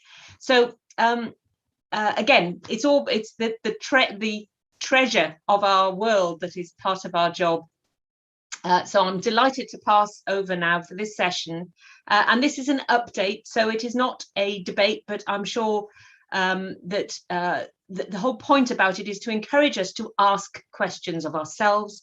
And I'm sure that Becca and Ayub will be able to help set us on a path. So welcome to Reverend Rebecca Stevens, and a huge welcome to Ayub Khan. As a guest at a governing body, I would just remind you that we did agree that non-members have to be agreed to speak, and we absolutely wholeheartedly welcome you, Ayub, because we'd be delighted to hear from you. So thank you so much for coming, and I will hand over to you, Becca. Chair, members of governing body, Reverend Rebecca Stevens, elected Monmouth Diocese. In April of this year, the governing body declared a climate emergency and called on all parts of the Church in Wales to respond with urgency to the net zero carbon challenge. Now, the motion at the time was described as both timely and challenging, and since then we've witnessed lethal record-breaking temperatures in the Pacific Northwest, distressing floods in Germany, Belgium and China, devastating wildfires in Greece and Turkey, and the warmest winter by 4 degrees ever recorded in Chile. And of course, the truly alarming climate change report by the Intergovernmental Panel on Climate Change that states unequivocally that humanity is affecting the climate. And of course, closer to home, in April, the Woodland Trust pointed out that the future of green spaces in Wales were at risk, and it would be disastrous for the plants and animals in our local ecosphere. You may have seen the news recently that Lee Waters, the Deputy Climate Change Minister, has issued the call to action, as he's admitted that we're way behind where we need to be on the 86 million more tree planting target by the end of the decade. So yes, the Church in Wales Climate Emergency Declaration and call to net zero is both timely and challenging. And mentioning timely and challenging, you might have seen yesterday that the Archbishop of Canterbury, the Pope and the Ecumenical Patriarch released a joint statement on climate change, a first such joint statement that challenges all of us. They call on everyone, whatever their belief or worldview, to endeavour to listen to the cry of the earth and of people who are poor, examining their behaviour and pledging meaningful sacrifices for the sake of the earth which God has given us. Quite profound words.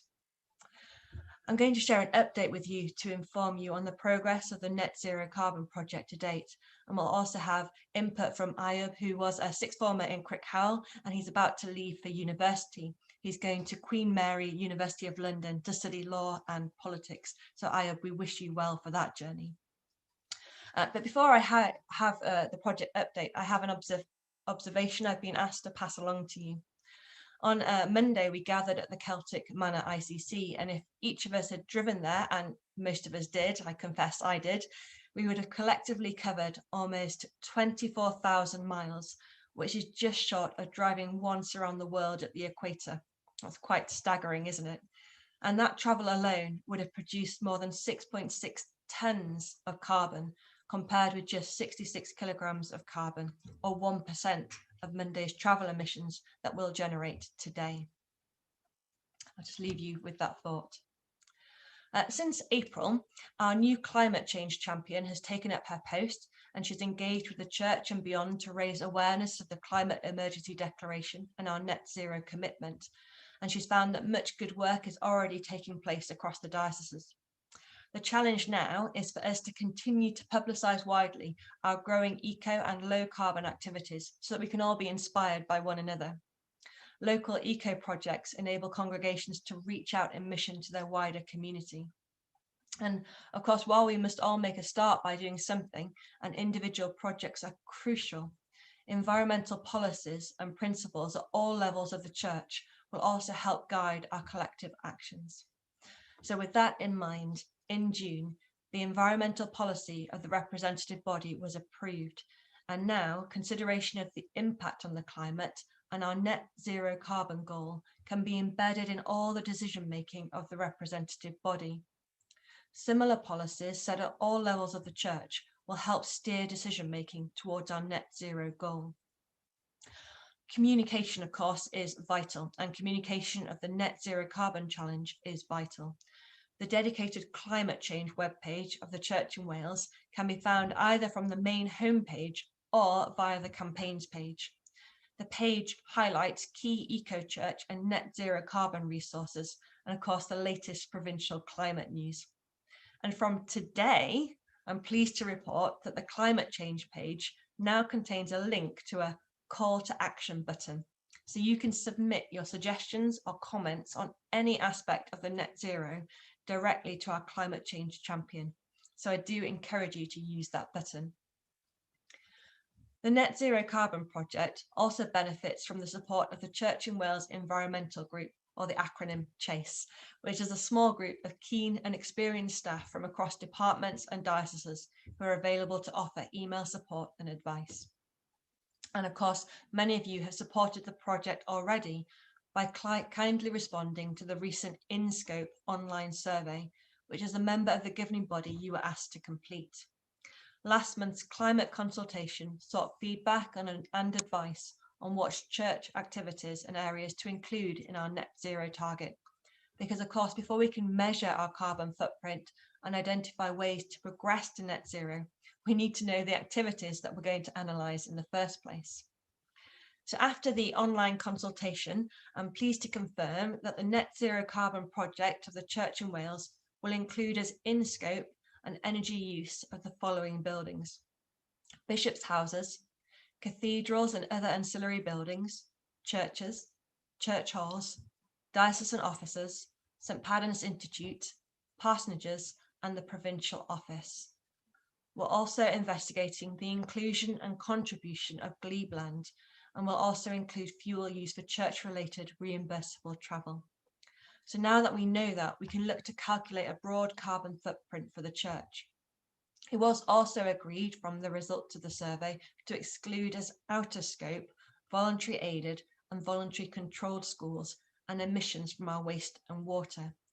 The carbon emissions from schools and waste fall under the accounting of the relevant local authority already, and Dŵr Cymru and Severn Trent Water already have similar net zero goals to decarbonise the water system.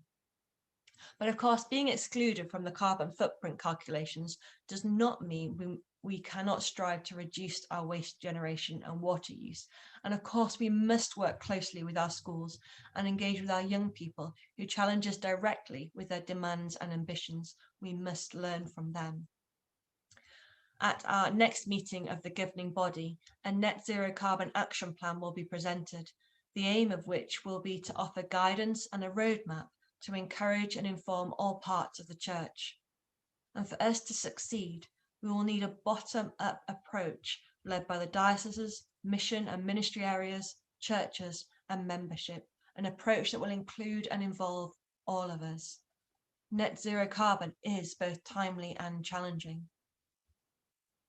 I'm now going to hand over to Ayub, who will be presenting us with a few facts and figures on climate emergency and relating that to how he interprets the findings and how that challenges all of us. I'm looking forward to his presentation. So Ayub, over to you.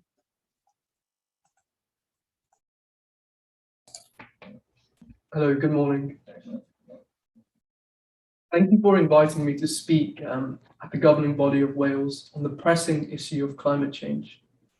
I'm sure you're aware of yesterday's news.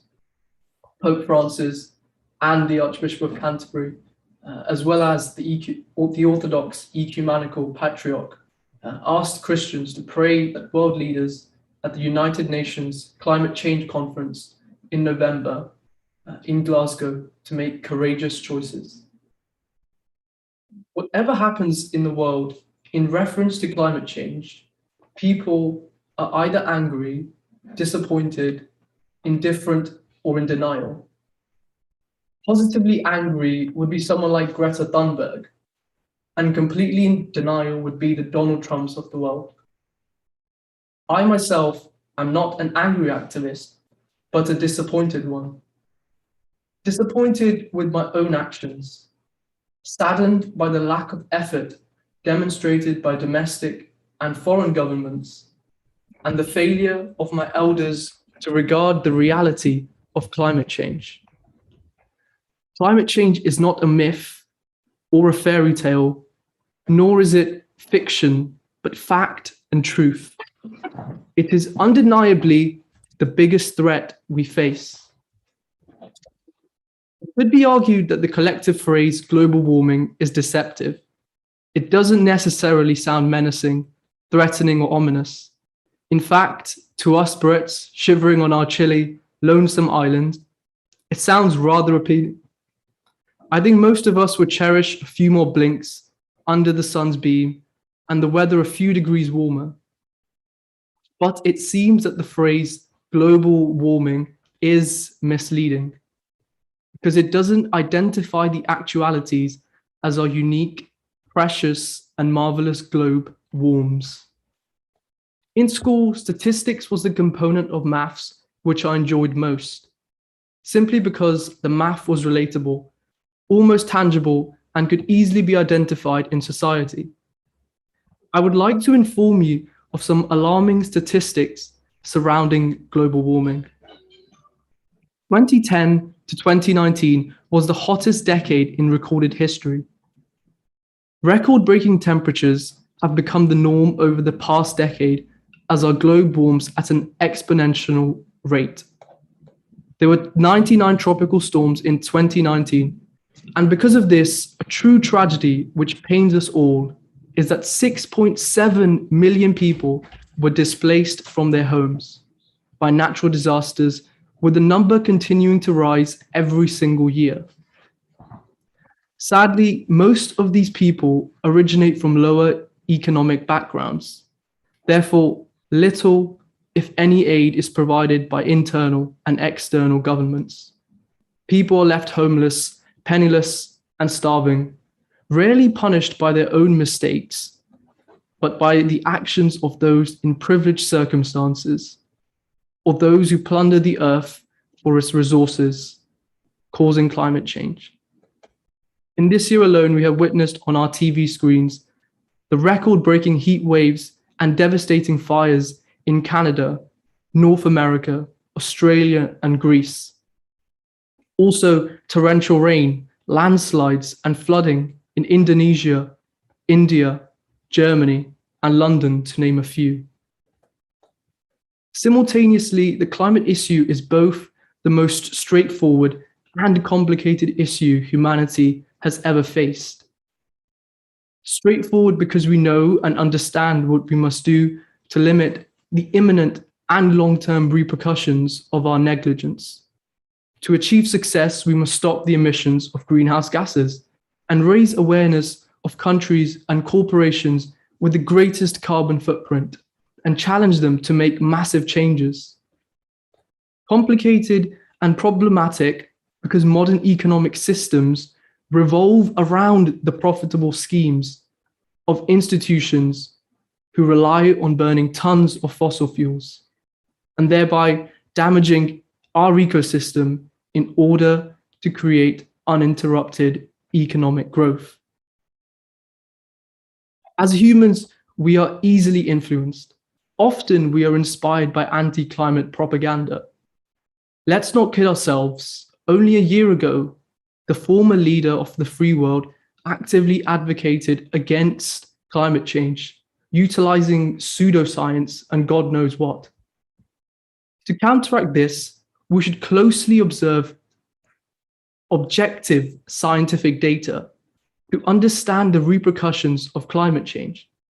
But more importantly, take into account that as Christians, we are custodians, gatekeepers, and stewards of God's marvelous, bountiful creation of earth. It is our duty to safekeep our planet. But personally, ask yourself, have I taken the responsibility to fulfill God's commission?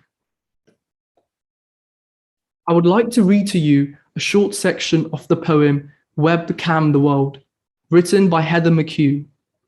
The modern poem is a warning to everyone. Get all of it, set up the shots, at every angle, run them online, 24/7. Get beautiful stuff like scenery and greenery and style, and get the ugliness like cruelty and quackery and rue. There's nothing unastonishing, but get that too. We have to save it all now that we can, and while. To close-ups with electron microscopes and vaster pans with planet cams, it may be getting close to our last chance. Will we in 50, 60, 70 years be only left with videos and photos of our extraordinary home?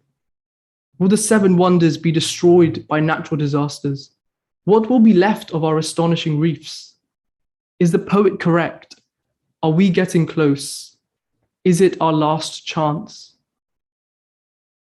I appeal to your humanity and the possible future of your children and grandchildren. Often people are concerned about their legacy. What will I leave behind? What is my legacy? We should all take into account the legacy we will leave behind. Have we been good custodians? Have we educated our children, colleagues, schoolmates, children, parents about the dangers of global warming? Have we challenged councils, politicians, corporations, world leaders?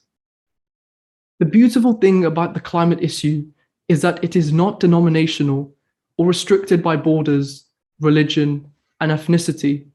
It affects us all. Our intellect and money is being invested in a collective future which should benefit everyone. Growing up, I was always told of the importance, the concept of global citizenship, its importance towards maintaining peace and equality. As global citizens, we must unite in the single, selfless goal to create a future worth living in. Let your legacy be left in the security and well-being of our planet. Thank you.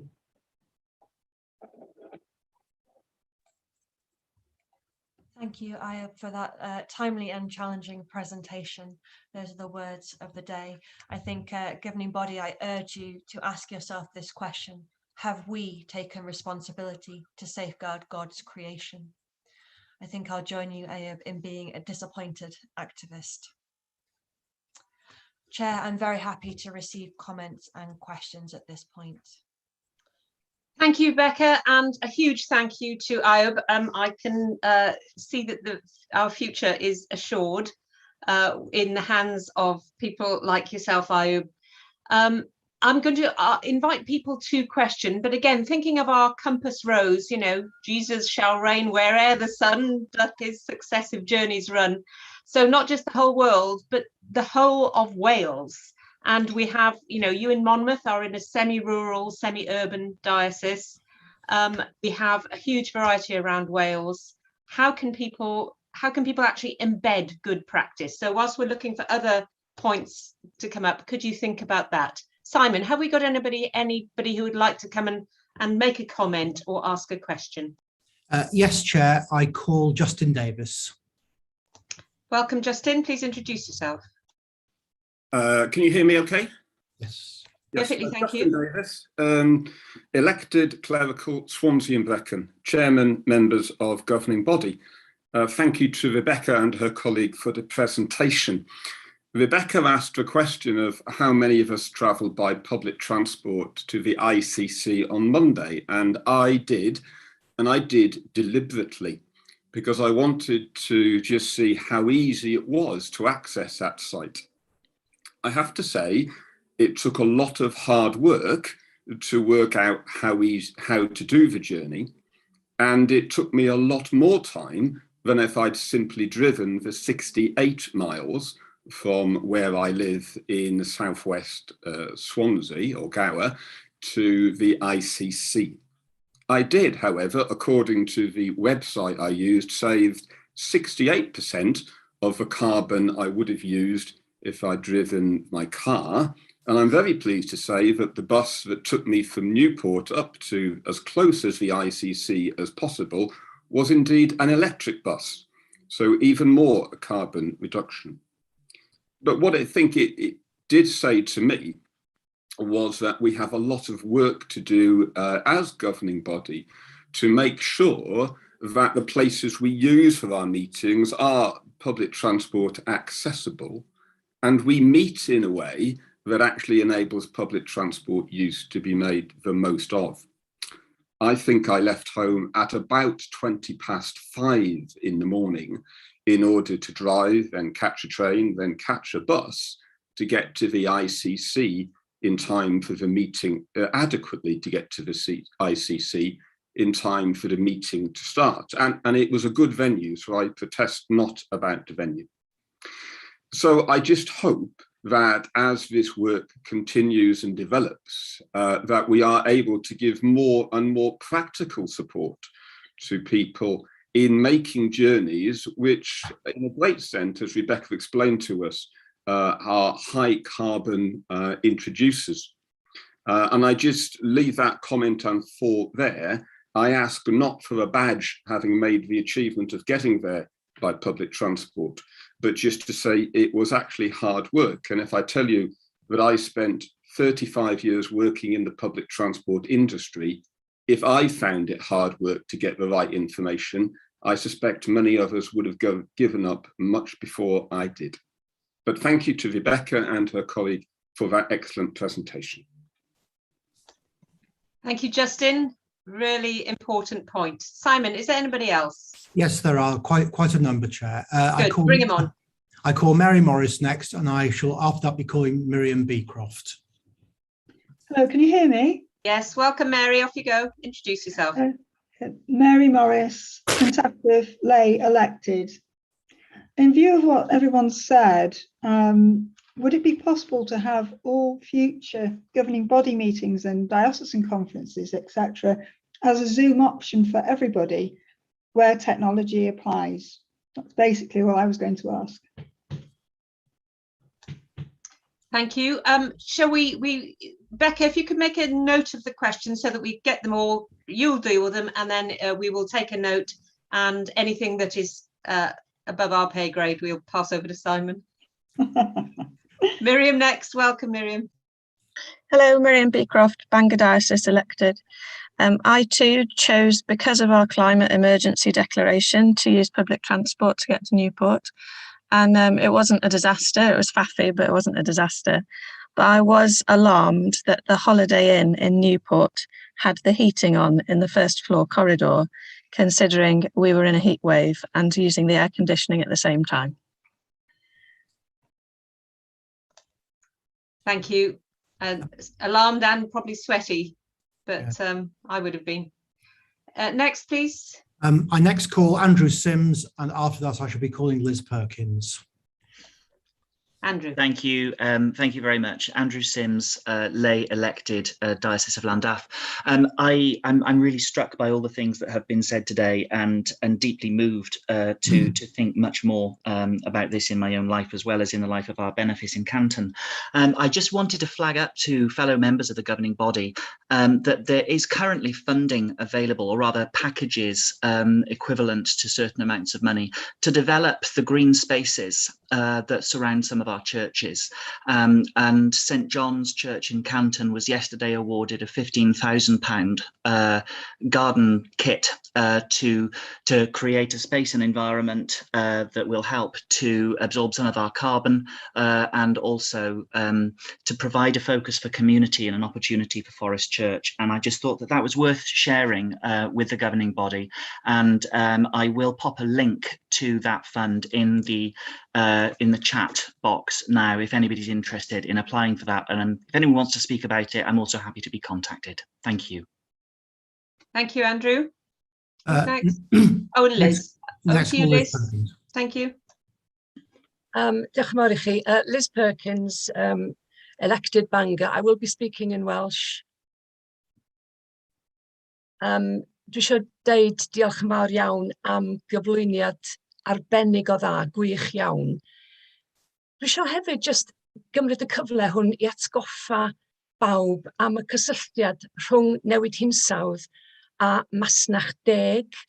Mi ydan ni yn dalaith Masnach Deg, ac da ni wedi ymrwymo'n hunan felly I ddefnyddio pethau fel te a choffi a siwgr Masnach Deg yn cyfarfodydd ac yn heglwysi. Mae newid hinsawdd yn effeithio y clota yn ein byd, y clota yn ein cymunedau, ac mae sefydliadau Masnach Deg yn helpu ffermwyr bregus I ymdopi ac I ddelio hefo y problemau newid hinsawdd. Mae rhan o'r arian felly da chi a fi yn wario ar nwyddau Masnach Deg yn mynd I helpu I ddelio hefo problemau newid hinsawdd. Felly ffordd hawdd I helpu yma ydy I sicrhau yn bod ni yn prynu nwyddau Masnach Deg, nid jyst yn bersonol, ond fel mae'r eglwysi rwan yn ail-agor, a da ni'n mynd I fod yn cael te a choffi ag ati yn yr eglwysi unwaith eto, bod ni'n sicrhau bod y nwyddau yna unwaith eto yn cario y marc Masnach Deg, achos mae ffordd mor hawdd I wneud gwahaniaeth. Diolch yn fawr. Thank you, Liz. Who's next? I next call Andrea Ash, and after that, I'll be calling Nigel Doyle. Welcome, Andrea. Please introduce yourself.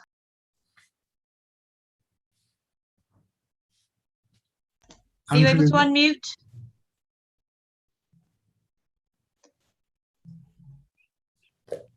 Can you unmute, Andrea?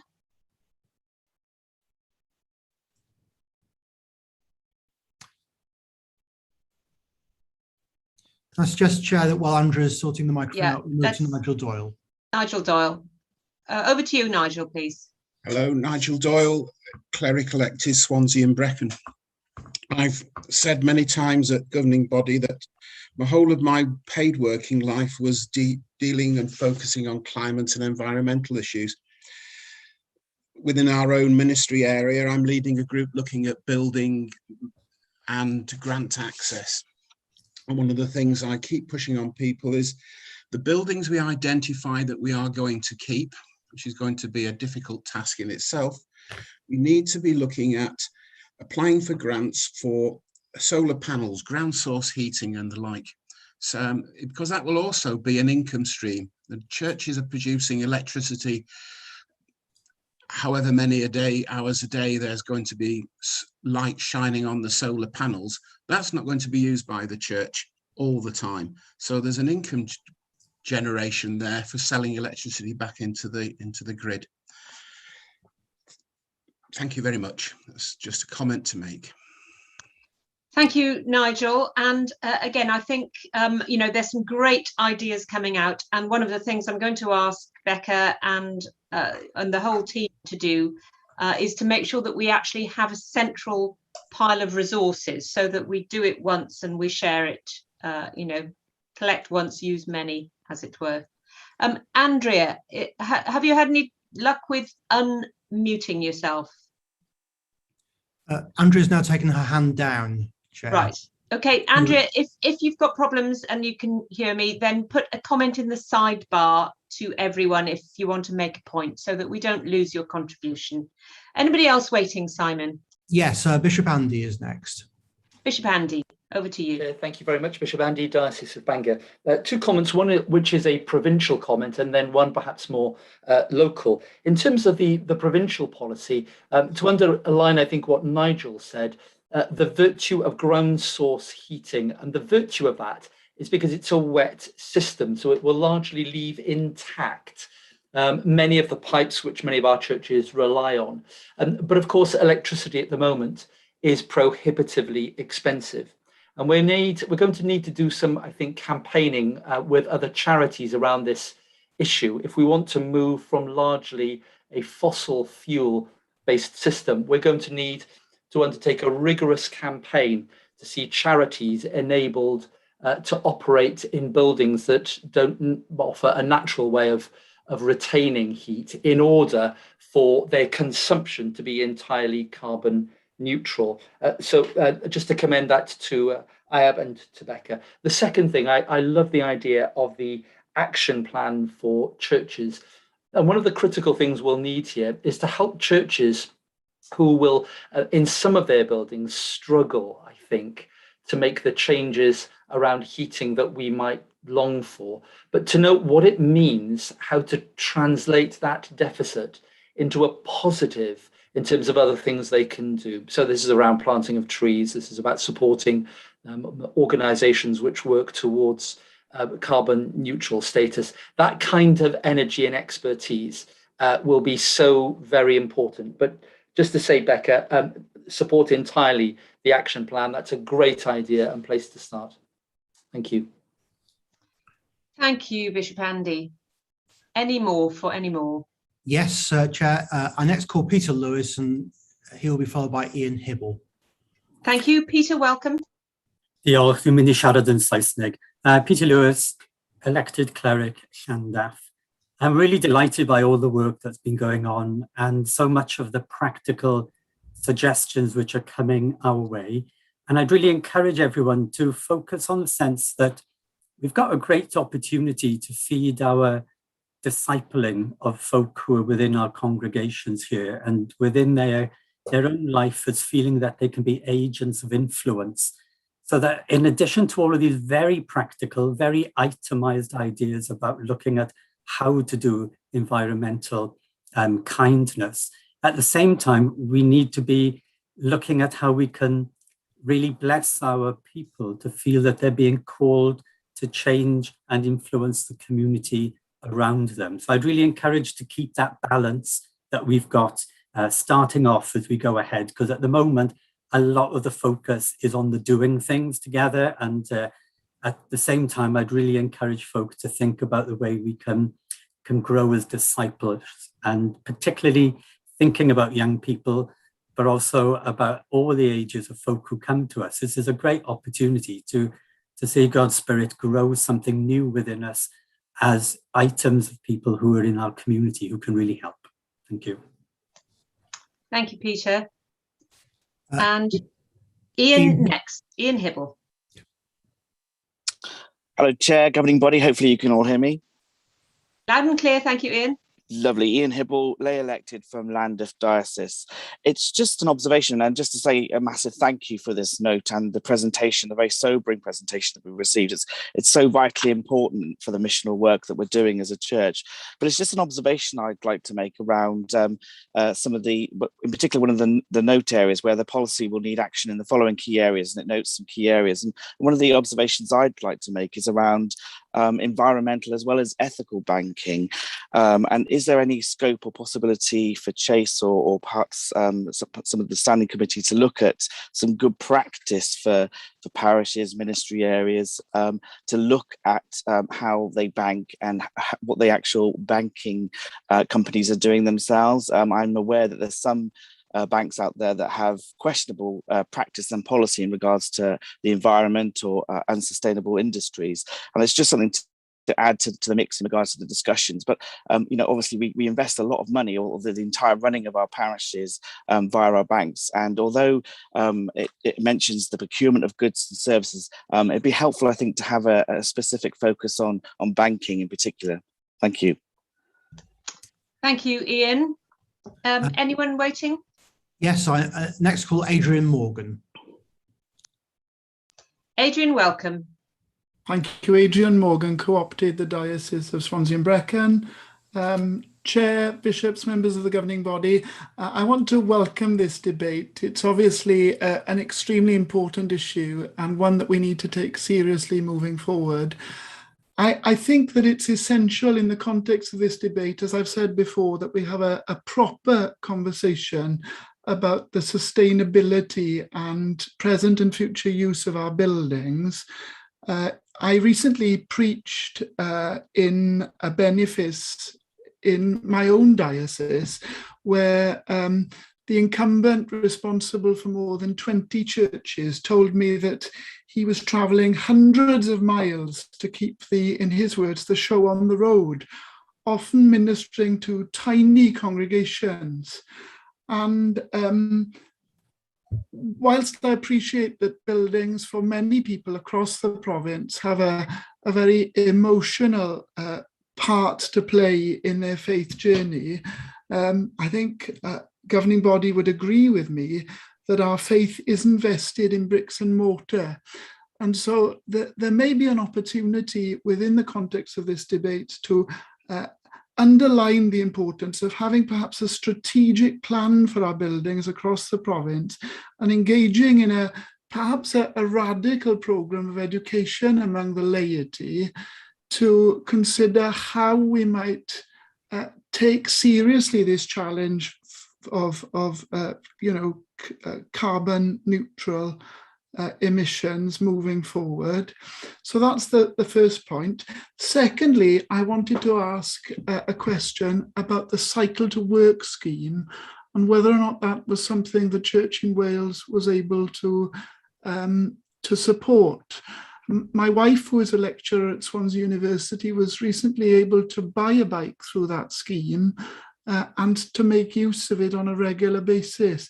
And I want to underline the benefits of that, not simply for the environment, but also physically and for the well-being of clergy and other church workers. Medical practitioners would agree with me that regular exercise is good for mental health and well-being as well as the environment. Is it the case that employees of the Church in Wales can benefit from that already? And if not, what could be put in place to allow them to do so? Thank you. Thank you, Adrian. Am I right in thinking that Anthony is waiting? That's correct. Right, Anthony Mullins, welcome, and over to you. Thank you, Chair. Good morning. My point is our church is obviously a spiritual home for all the worship. Anthony, just remind us where you're based. Sorry. Yeah, Anthony Mullins, elected Llandaff Diocese. I would say our church is our spiritual home and a place where we worship. It also serves the community as a concert venue. And we have a problem with our heating system. We have had the survey done and we are sort of addressing it. My sort of query is and question, I suppose, is around the faculty system to have work and repairs affected and the delay or the time it takes to effect those repairs. And I just wondered if there could be something a piece of work done on reviewing the faculty system and the time it takes, because delay equals deterioration in our experience. That's a simple request to possibly review the faculty system. Thank you, Anthony. These are all hugely helpful suggestions. And I can see that Becca's still writing. Susan Fogarty has her hand up. Over to you, Susan. Thank you for this opportunity to contribute to this. Listening to the other speakers. Just remind us, just introduce yourself, Susan. Oh, sorry, beg your pardon. Thank you. Yeah, Susan Fogarty, licensed lay minister, Bangor Diocese.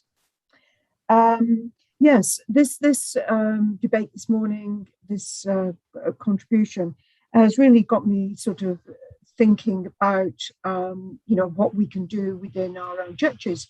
And so thinking about my own concerns of the big church that I attend and knowing that is an all-electric system and there's going to be huge costs once we turn the heating back on after the summer. So that got me thinking, oh, well, perhaps this actually could be a really good way to kind of explain to people within our ministry area and say, actually, there's a good reason why we should come together in the winter and worship in one church, you know, to enable to build up the efficiency of how our ministers are using their time, as well as, you know, this could be a good contribution for ourselves as congregation to engage with the, you know, the climate and reducing our carbon footprint on that aspect in terms of heating our buildings. But then on the other side, I'm thinking, yes, but then we're going to have more people driving in their cars to get to a single church, perhaps traveling greater distances. So we would need to do that calculation of one versus the other. And so what my question would be to Becca is, how can we, or is there a means by which we can easily try and work out and do those calculations so that we can make the right decisions for the right reasons and not ultimately think that we're doing the right thing for the planet and carbon footprint in one way, and then actually, you know, it turns out we're negating that by, you know, the action. So that's what I'd like to know is, how can we do these sums easily and effectively? Thank you. Thank you, Susan. And we've got Daniel Starkey, followed by Michael Comore. So Daniel, welcome. Hello, can you hear me? Yes, loud and clear, thank you. Yes, Daniel Starkey, elected lay member for Bangor Diocese. And I just had a point regarding travel and the geography of the church in Wales, which is that I was wondering whether we might in the future address the fact that certain parishes and ministry areas in the church in Wales are much closer to the cathedrals of other dioceses than those of their own, and which obviously pushes up their travel costs and travel times, and in turn their sort of carbon emissions massively. Yeah, so just wondering whether at some point we may be able to consider that in the future. Thank you.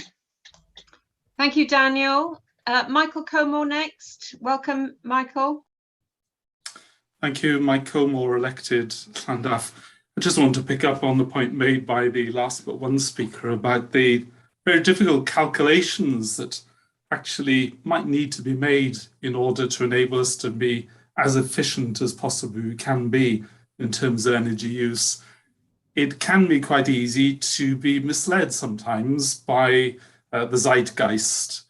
Now, one day I hope to own and use an electric car, as it would seem to be obviously an environmentally sensible option.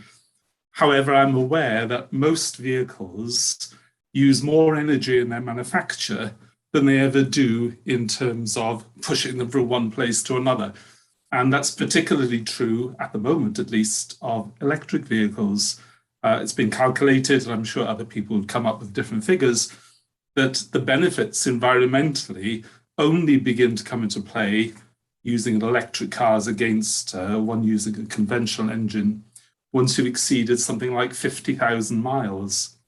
And so, for example, if you have an electric car and you buy a new one every 2 years, except that most people can't afford to do that, that's much less environmentally friendly than using an old banger and keeping it for 20 years. So it's just point out that if there were a way of making these very difficult calculations with guidance rather than simply using intuition or hunch, that would actually help the church and indeed other organizations in working out how they can be most or as environmentally friendly as they can be. Thank you. Thank you, Mike. Very helpful. And we have Daniel Priddy waiting. Over to you, Daniel. Afternoon, Dan Priddy, elected St David's Diocese. Just two really quick points on this for me. Really excited to see the way forwards the Church of Wales is heading, and some of those new roles that have come out. But firstly, building a little bit on what Adrian was saying about the Cycle to Work scheme, there are also schemes for salary sacrifice for electric vehicles for clergy who may be able to contribute to that through national insurance contribution, something again maybe the RB could look at. As I'm aware, many people's churches are further apart than a cyclable distance to help on that. And the other would be whether there's scope for almost a ring-fenced capital fund for some of these improvements that people have been talking about. We're very aware that in order to decarbonise, we need some quite considerable capital investment in things like solar panels, heating, insulation, changing boilers from gas, etc., and whether there's any scope maybe for the RB to pull together a ring-fenced fund, so where we are making improvements that save us money on the ever-increasing gas and electric bills, that money is recycled into other improvement funds. So rather than kind of reaping the savings financially straight away, we're investing that in more carbon reduction. Whether anything like that could be looked at would be good. Thank you, Dan. Again, we are hearing a hugely rich number of suggestions. That's all the hands up so far, and we've had a really constructive set of comments. So what I'm going to do is, I think we are drawing to a close on this now. Becca, you know that they say no good deed goes unpunished, so you now have to answer all those. No, I don't want you to answer all of them, but again, you've laid out the plan. It's a starting point. Is it a bit? I'll just say that I will want to give you the last word. So if there is one thing you want us all to do from today, just one thing every day from today, after Becca, I will come back to you if there's something you'd like to suggest to us. But Becca, do you want to respond generally to the things that we've heard? Yes, thank you, Heather. I've been in touch with Julia, so I hope I'm going to do her justice as well on some of these. So Heather, you asked how can we embed good practice, and she would like to refer you back to communication, good practice, sharing locally within dioceses and dioceses sharing with dioceses, publicise your stories, share them with each other, and inspire each other, and bit by bit that will be embedded, hopefully. Justin, Julia would like to say well done. Big commendation on travelling by public transport, and we note your comments and Mary's comments and Miriam's comment, and would like to say that according to the RB environmental policy, all venues chosen in the future will have to have online facilities as well and be accessible. So that looks like it's going ahead, and it is in hand. Andrew, thank you very much for your comments about developing green spaces.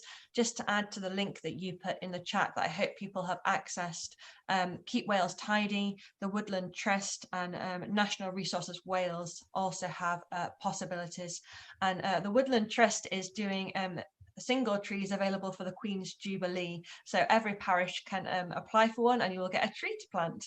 What's not to like with that? We might even make the 86 million trees target that the Welsh Government have put in place. Liz, fantastic reminder about the fair trade. It's a good point to highlight to everybody present and to take back to your ministry areas that Fair Trade Week is the end of February and the beginning of March. So why not take opportunity to link that in very firmly with climate change on a local level? Nigel, I've asked about solar panel grants, and Julia has made a note of it and will follow up. Bishop Andy, Julia says, noted and a great idea about campaigning with other charities, and she loves the ideas of action plans for churches, so we'll follow that up soon. Adrian, the received wisdom is that clergy are not eligible for the Clergy to Work scheme, but the RB legal department is reviewing this, and Julia is meeting with the RB tomorrow, I believe, so hopefully we'll take some of that forward.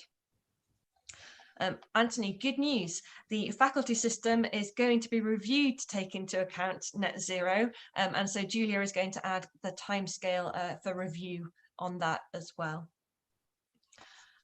Susan, again, good news about the carbon footprint tool that is currently being developed, and it's going to be released before our next governing body meeting. So more news will follow. Please do keep looking at the climate change website on the Church in Wales website. Remember that you can contact Julia directly by pressing the call to action button, but it will also have the regular updates of what's happening.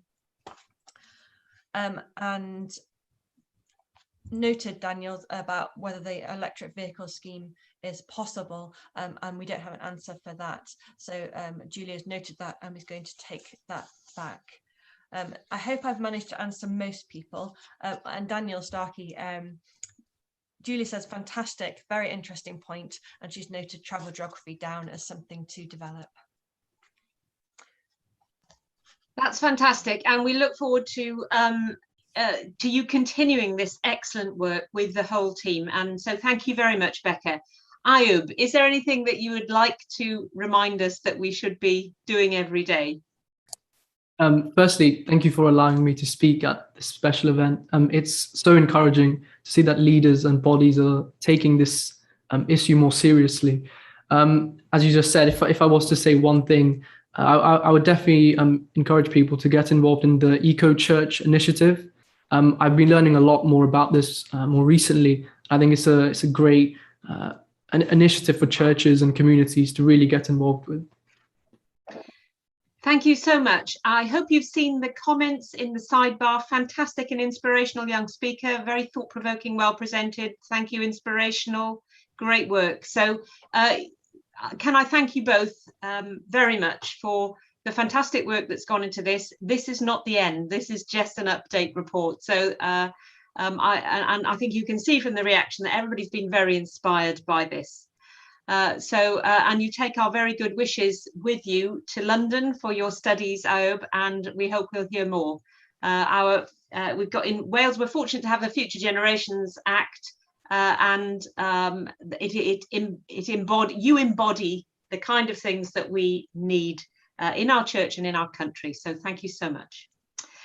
That brings to an end our current agenda item number 18. We've got 15 minutes planned before our planned lunch break. Simon, shall we go straight on? Shall I hand over to Liz as chair for the next session, or do you want to make a break now? Can I just ask Bishop Andy how long you need for the next item? In terms of, Chair, thank you, Bishop Andy. In terms of presentation, I need no more than about between 5 and 7 minutes. Can I suggest, Chair, that we take the presentation, see how many questions there are, and then take it over to the lunch break, but have Bishop Andy's presentation first, then break for lunch, then take questions afterwards? In that case, I will, with gratitude, relinquish the chair to my colleague, Mrs. Liz Perkins, and thank you to everybody for your contributions to this session. Over to you, Liz. Thank you. Thank you very much. Good afternoon, everybody. Pnawn da, and we're now coming to the final few items of the governing body. Thanks to Paul and to Heather for all that they have done chairing. So now we're going to move to Agenda 19, which is an update on a year of biblical literacy. You've all had a paper for this, and you'll remember that the Reverend Naomi Starkey and the Reverend Kevin Ellis brought this to our attention as a private member's motion last April, and the GB overwhelmingly passed the resolution in favour of making 2022 a year of biblical literacy. So now I'm going to hand over to Bishop Andy, who is going to present us with an update. Bishop. Chair, thank you very much. Bishop Andy Bishop of Bangor. I'm going to speak in Welsh to begin with and then switch to English. So gai ddechrau yn y Gymraeg os gwelwch yn dda. Mae papur atadol yn ymateb i'r cynnig gan y Corff Llywodraethol i edrych ar mater o flwyddyn o lythrennedd Beiblaidd, a dwi'n mor ddiolchgar i'r grŵp Twf yr Eglwys Daleithiol am ei gwaith ar y pwnc yma. A dyn wedi huniaethu 3 peth newydd i'r Eglwys. Yn gyntaf, adnoddau dysgu newydd, ac yn ail, sgiliau newydd, ac yn drydydd wrth gwrs, pethau newydd yn y maes o adnoddau digidol. Yn gyntaf, mae adnoddau i ni yn cymeradwyo i'r Corff Llywodraethol yn cynnig pethau arferol i ni, sef y cwrs Beiblaidd sydd yn dilyn Alpha, a wedyn rhywbeth i gynnig falle i ni'n dilyn fel Eglwys yr Efengyl yn ôl Sant Luc yn ein prif gwasanaethu. Ac wedyn rhywbeth gwbl newydd, sef blas ar y Beibl. A dwi am dweud rhywbeth bach am hyn yn gyntaf, os gwelwch yn dda. Oherwydd un o'r heriau mwyaf i ni yn yr Eglwys efallai, yw y ffordd i ni'n disgyblu bobl, nid i fod yn babanod yn ei ffydd, os gael ddweud, ond yn rhywbeth mwy eiddfed yn ei ffydd. Felly mae'r cynnig gyntaf yn gofyn i'r rhwydwaith y Twf yr Eglwys Daleithiol i fod yn gyfrifol am oruchwylio hyn fel prosiect pwrpasol. Ac yn ail, nid adnoddau wedyn, ond sgiliau newydd. Ac yma, dyn ni mor ddiolchgar i'r gwaith gan Padarn Sant am ei awgrymiadau. I'm going to switch to English now, if I may, just to unpack that second piece, which is the art of storytelling and the skills that accompany a new telling of our story, if you like. And one of the things that's become clear to us, as we know, as a result of the pandemic, is that we've discovered not only that we can online create new services, but a whole raft of materials. But these materials require a skill set. How good are we at using the art of storytelling, or of creating our own podcast so that people in our churches who aren't able to come to church actually hear a really compelling podcast, which is perhaps a story, or it might be an interview, or it might just be some information, which might enable us to expand the way in which scripture becomes real and living for our congregations. And the third thing is to develop the digital base of our life as a church. And here we're immensely grateful to the digital strategy innovation work, which is being developed by the national team, which we hope will not only allow us to have a more seamless and connected corporate approach to our digital life, but will accelerate the range and the kinds of material that will be available for celebrating faith in different ways across the whole of Wales. So this paper is really a starter for 10, Chair. It's to outline 3 areas where we think there are some quick gains for us, and they are all deliverable without any shadow of a doubt. We can have these materials prepared between now and the end of the autumn, so that come the new year, we're able to mark this year of developing our faith together in a real and living way. And I'm really delighted to commend the paper to governing body today for further consideration after lunch. And that's well within my 5 minutes. Well done, da iawn chi. So I think the suggestion is that we do break now, with a word of thanks to the Bishop for that we break now and come back after lunch with any questions, any comments, any queries. So how long should we have, do you think? Half an hour? Is half an hour enough? Or do people want the full 45 minutes? What do you feel, Simon? Can I suggest, Chair, that we come back? It's now 12:35. Can I suggest we come back at 1:15? 1:15.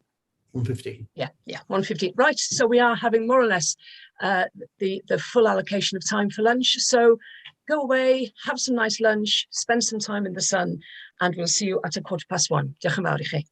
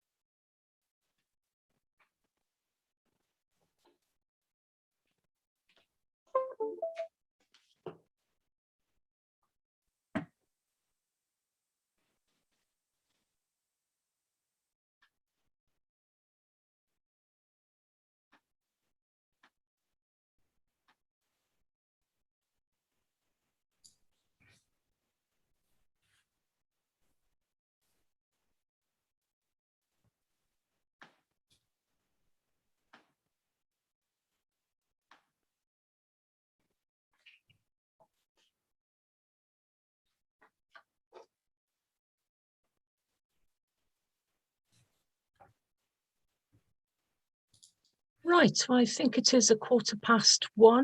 It is here anyway. So, Chris and all, welcome back. Before lunch, we had an update from Bishop Andy on the year of biblical literacy. And it's now over to you, governing body members, to ask any questions or to make any comments. So would anyone like to start? There's a number of people, Chair. I call Bishop Gregory. Bishop Gregory, then.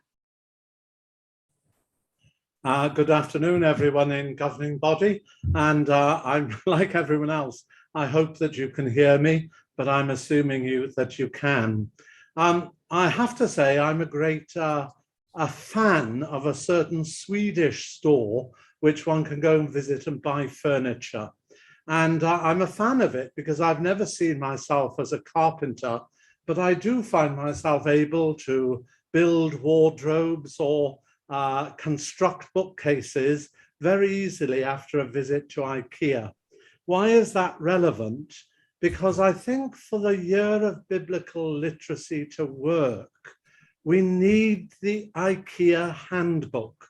We need the handbook that makes the year of biblical literacy so easy to execute that it's harder to ignore it than to participate in it. I love the summary that the Provincial Evangelism Group has produced for us, and it's good to see it there. But it would be good to see it in glossy form and made available widely throughout the church with simple 1, 2, 3, and now you've constructed your year of biblical literacy aids. So thank you very much for the work you've done, and let's look forward to the IKEA handbook. Thank you very much. Very much, Bishop. Who is next? The next speaker is Paul McNess, and after that I'll be calling Naomi Starkey. Paul, welcome. Thank you. Thank you, Chair. Members of governing body. Paul McNess, nominated Archdeacon, Diocese of St David's. Just a plea for, along with the Bible bits that we've got, perhaps something as well on the obscure, the weird and the bizarre bits as well, because they are fascinating, but also quite confusing for a lot of people. So it'd be good to have that. I really do commend the work that's been done on this so far, and I look forward to seeing the results and taking part next year. Thank you. Thank you, Paul. Naomi Starkey. Naomi. Chris. Naomi Starkey, elected Diocese of Bangor cleric. Say first of all, as the person who brought the motion in the first place, really happy to hear of the developments and the ideas for the different ways, a starter pack, I guess, rather than a complete build your own IKEA wardrobe, perhaps. A starter pack approach to what ministry areas can do, clerics can do to put the year of biblical literacy into practice. I found that during the Monday debate, it particularly highlighted for me, inevitably, the whole idea of how we use scripture, what we understand by different parts of the Bible, the challenging bits, the bits where particular contextual readings are needed and so on. And one of the reasons why I wanted to put forward the idea of this year was to make sure that we do as much preparation and thinking generally as ministry areas and discipling of our the people in our churches, so that when big issues come along, whatever those big issues are, at least we have some sort of grounding or starting point in a biblical perspective on the matter. Just a couple of other things, kind of with this developing year of biblical literacy in mind. For the last 2 months, I've been preaching chapter by chapter through the letters of Philippians and Colossians. I love the lectionary. It's a great discipline to have. Sometimes it can start to feel like a little bit of a straitjacket, and it's been hugely nourishing for me, as I hope nourishing for my congregations, to be going through Philippians and now Colossians chapter by chapter. So a very different approach from the normal, more thematic approach. And really, I want to say to people, commit to it, even if you look at some of the resources offered and think that's not going to work in our context. Listen to the context, see where it is that people are already, the questions they're asking, how interested they are or not. I mean, really being interested in the Bible is really part of what it means to be a follower of Christ. But the way to engage people will depend on the context. So there is a bit of listening work to do before putting into practice. But I do note and commend also what Bishop Gregory said about making it as easy as possible for people to get going on this. Many clerics, myself included, don't have a lot of time to think and plan. So as much as possible, if resources in a bilingual form are made available, ready to use, all the better. Thank you. Well, thank you. Thank you. Who's next? I now call Helen Wilcox, and after that I'll be calling Susan Fogarty. Helen, welcome. Thank you very much. Thank you. Helen Wilcox, lay member, Bangor Diocese. Thank you very much for the presentation before lunch and now this discussion. I think it's a wonderful initiative to have a year of biblical literacy. And I appreciate what Bishop Andy said about helping us not to be infants in our faith. I'm just slightly worried by the terms for the Bible bits, because actually when I first read them, I thought they were a kind of infantilizing of our approach to scripture. Just the nice bits, the scary bits, the hard bits. It could be a reductive series of terms. So that made me slightly anxious. And I just wondered who these terms are for, and might they not be insulting or maybe underestimating to people who might be using the resources? Thank you. Thank you for making that point. Thank you. Who's next? The next is Susan Fogarty. Oh, Susan. Rosa. Susan Fogarty, lay, Bangor Diocese. I just was going, I would like to endorse what Helen Wilcox just said with regards to those three titles. Nice bits, scary bits, hard bits. Yes, that did seem to me as if we really were sort of talking down to people when we're really trying, as you said, to grow them into maturity, and I endorse that. The thing I wanted to speak about that I picked up on was item 2 or paragraph 2 on the new skill set. You have written there to extend the church's capacity for teaching by developing modules which focus on the preaching ministry of lay people in new and creative ways. That phrase, preaching ministry and lay people, I thought those are contradictory. My understanding was that lay people cannot preach. So perhaps some attention to that phrase and some clarity on what you mean by that. And then the other thing that you talked about, or is in this item 3, podcast training for interviews. What are these interviews? I wondered about that work as well. And then within this document, I've seen the word either about CMD, a bespoke CMD or workshop tours. Could you advise me what CMD is, please? I think those were the main points. Thank you very much. Thank you, Susan. Thank you. Who's next? That completes the queue of people with their hands raised. Does anyone else wish to contribute? Yes, Jonathan Price has come in, Chair. Welcome, Jonathan. Good afternoon. It's wonderful to be here and wonderful to listen to this presentation. I'd just like to say that I... Jonathan, I'm sorry, could you just introduce yourself? Oh, of course, sorry. Thank you. Jonathan Price, elected Bangor Diocese. Good afternoon, everybody. Pnawn da.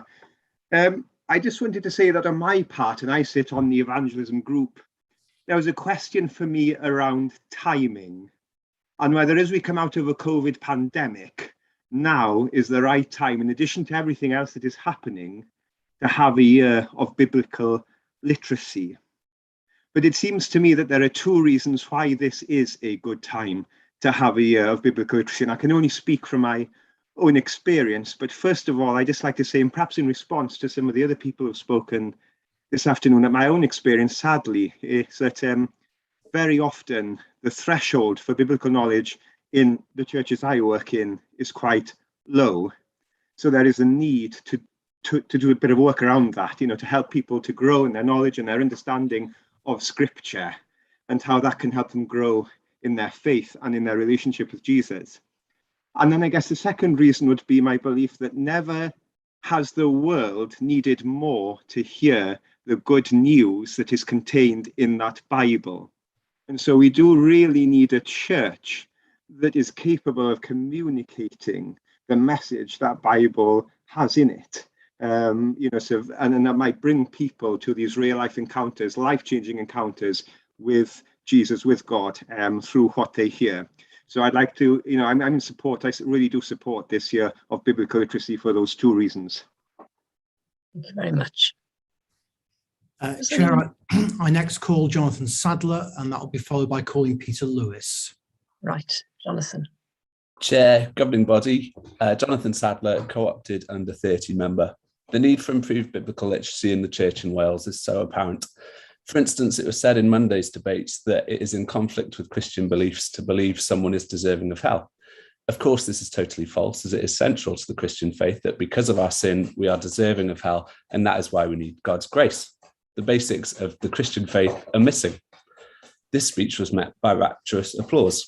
I agree with Naomi Starkey that we as a governing body have demonstrated this week that we are in desperate need of better biblical understanding. Bishop Andy mentioned some useful resources as we seek to improve biblical literacy, which I welcome. I also commend the thought given to equipping people in new ways to share the gospel through podcasts and the like, but we must make sure that it is faithful biblical teaching that we are sharing. Thank you. Okay, thank you. And who was it? Peter Lewis, Chair. Oh, Peter Lewis, welcome. Prynhawn da, diolch. Dwi'n mynd I siarad yn Saesneg eto. Peter Lewis, elected cleric in Llandaff. I'm really happy to see the introduction of the introductory paragraph under a year of biblical literacy, because it talks about new believers, it talks about faithful disciples, it talks about a new expression of communities within congregations of growing spirituality. But I don't think that the list that follows really is going to live up to that, if I can be hand on heart honest with people. So I've been a vicar for 25 years in the church in Wales in different dioceses and in different contexts. And in reality, what happens on the ground is really different to what happens in governing body. And I'd like to ask the question of how is this going to be implemented in a way that can really change ministry areas, mission areas, parishioners, so that we get new believers, we get faithful disciples, we get a new expression of the community of faith growing spiritually together. Because a lot of the things which I'm reading, I can just do by going on the internet and finding out information for myself. So as an empirical question, what research has been done to find out what is actually happening and why parishes aren't doing this anyway? So it's a kind of a layered question, really. I'd love for this to be successful and I'd love for this to work. I actually don't see the evidence here that in a year coming out of COVID, with lots of other changes in our diocese, that individual dioceses are going to have the verve, the interest, or the time and money to push this forward. So how are people in the parishes, particularly church leaders, going to run with this? When I think of the thing about the preaching year, I mean, most people only preach on the gospel anyway. So we need, I kind of feel, some more innovative ideas, something which is much bigger scale. If this is going to be like a year of biblical literacy, what am I going to be doing to get people involved? I kind of feel we need a bit more work, but thank you to those who've started the work already. Diolch. Well, Peter, thank you. Anyone else waiting, Simon? Yes, the next speaker is Ian Black. So Ian, welcome. Nominated Dean of Monmouth Diocese. I was just listening to what's been said just now, and also the debate on Monday.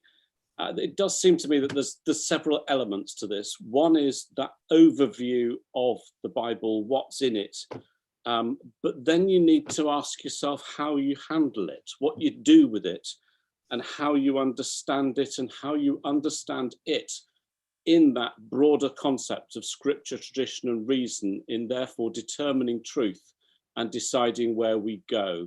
And it is quite clear from Monday's debate that there are deep differences in how we understand the Bible, in how we use the Bible, and in where it takes us.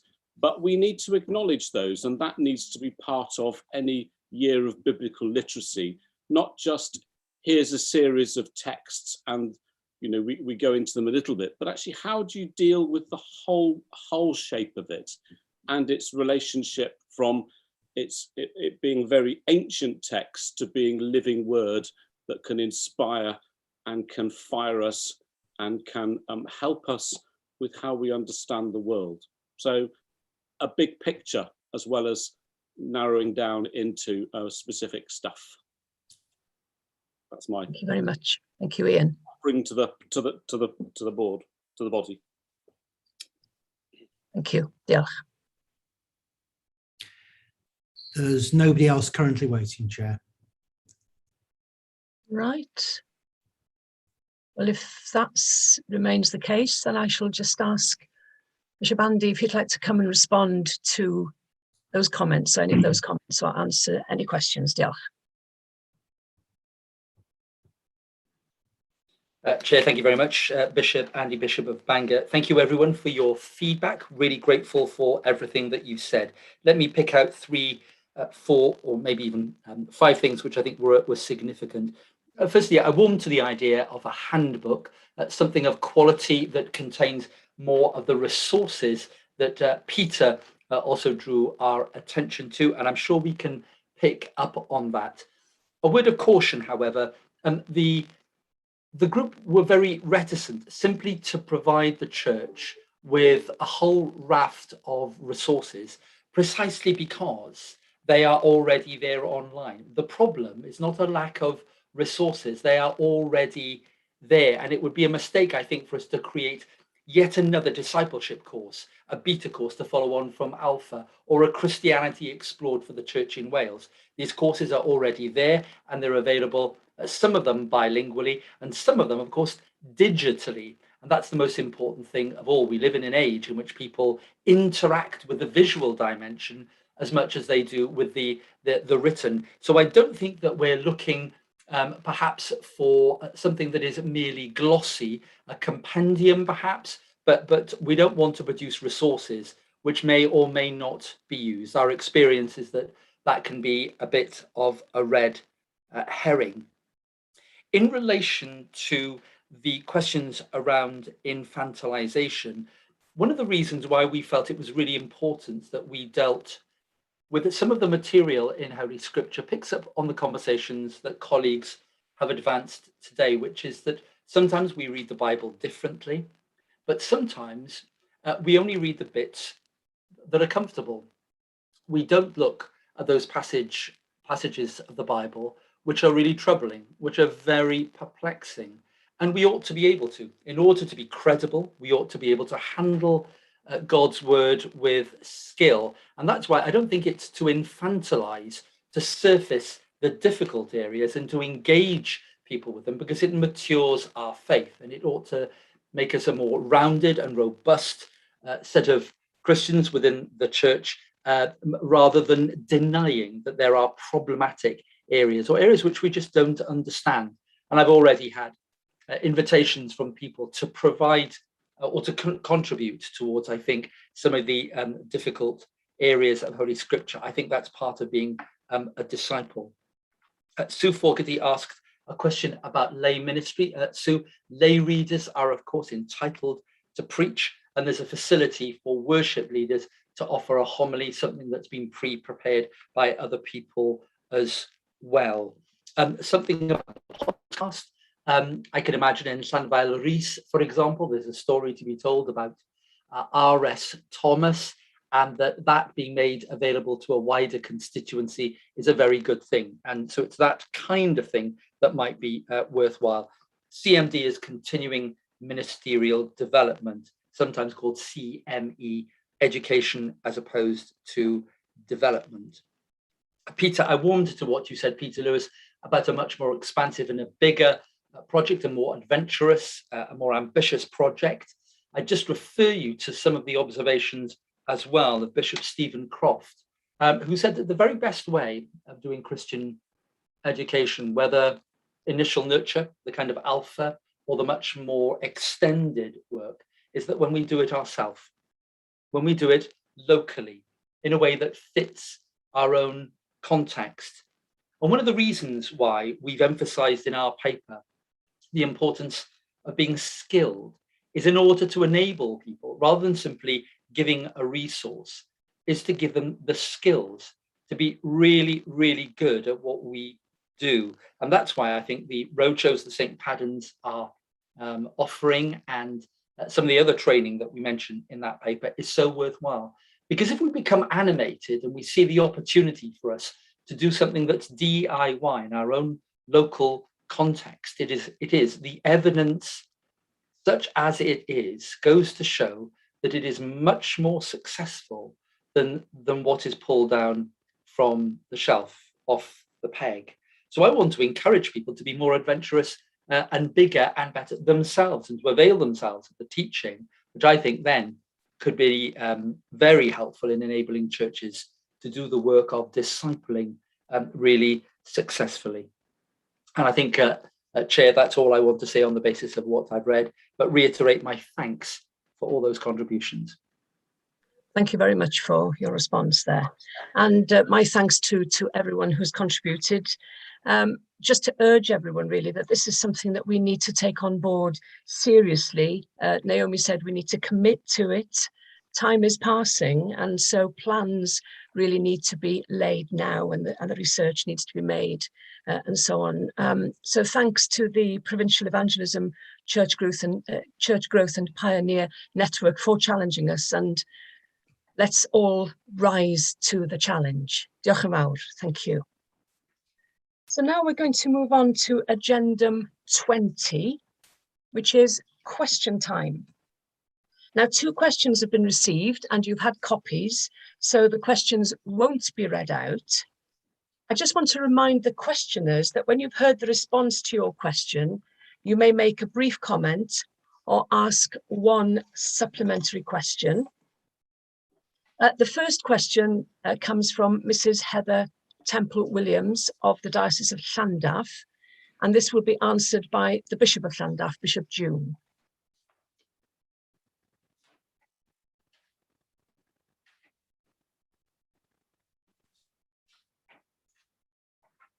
Welcome, Bishop June.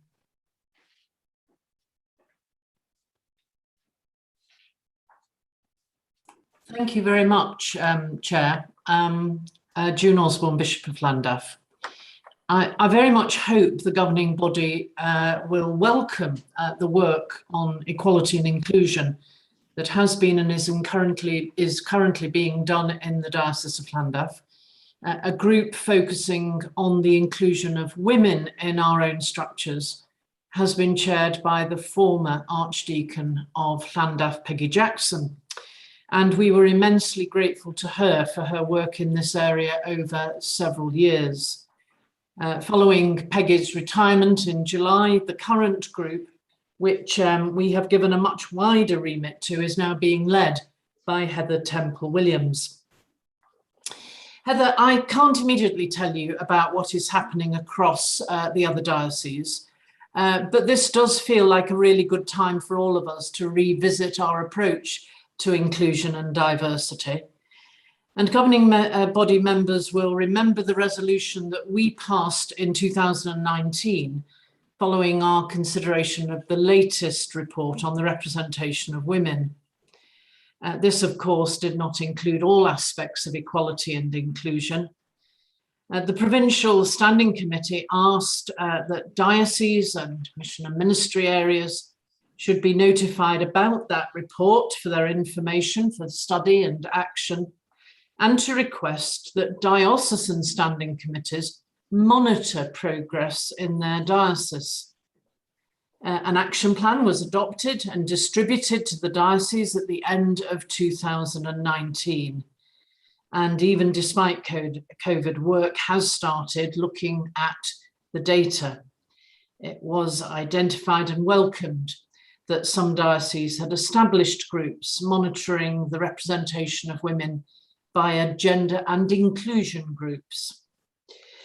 Well, diocesan bishops and diocesan secretaries have again been consulted this summer, just in the last few weeks, picking up where we were in 2019, asking for information on the diocesan responses to that action plan on the representation of women. And some dioceses will include information on their work on other equality and inclusion issues. I'm really grateful to you, Heather, for raising this at the governing body and consequently bringing it to the attention of all diocesan bishops and diocesan secretaries. We will consult and we will gather further information about the work our dioceses are doing to continue to transform the church into a body that can use the gifts of all its people to the full. Thank you very much, Bishop June. Heather, do you wish to make a brief comment or ask one supplementary question? Yes, thank you. I just want to say, I think it's important that, you know, as a province, we continue with this work. There's a temptation to say, oh, we've done something, you know, when you look around a room, you can see there's a lot of women. But I just think I want to thank Bishop June for her comments and for, you know, advising us of the ongoing work. But I just think it's important that we remember that as a church, we need to reflect the communities that we serve, and that this is ongoing work. You know, we can never say it's done. And that's all I wanted to say. Thanks. Thank you very much. Thank you. The second question comes from Daniel Starkey of the Diocese of Bangor and will once again be answered by the Bishop of Llandaff. Bishop June. Well, Daniel, thank you. You're asking big questions here, and you will understand that I can only give you a brief and partial response. Much of the question of our diminishing membership is being addressed through the Evangelism Fund and the work of the Provincial Evangelism, Pioneer and Church Growth Committee that Bishop Andy chairs. The particular question that you raise about the church's engagement with young people is, of course, one of paramount importance to us. So let me focus on that. A key recent step in addressing this question that you raise was the Youth Specialists Gathering in 2019. It happened shortly before the first lockdown, and I was present for much of it, where youth specialists from various denominations, along with parachurch youth specialists, came together at the St Paddens Cardiff site to consider what all denominations, because of course this isn't uniquely a Church in Wales problem, what all denominations would need to do to better connect with young people across Wales with the gospel and with church life. That gathering, as well as considering some of the areas of deep concern with the youth population of Wales, we heard about how, for instance, self-harm was noted as rising significantly amongst the young. It also identified the top 2 factors that those who were present felt would make a significant difference.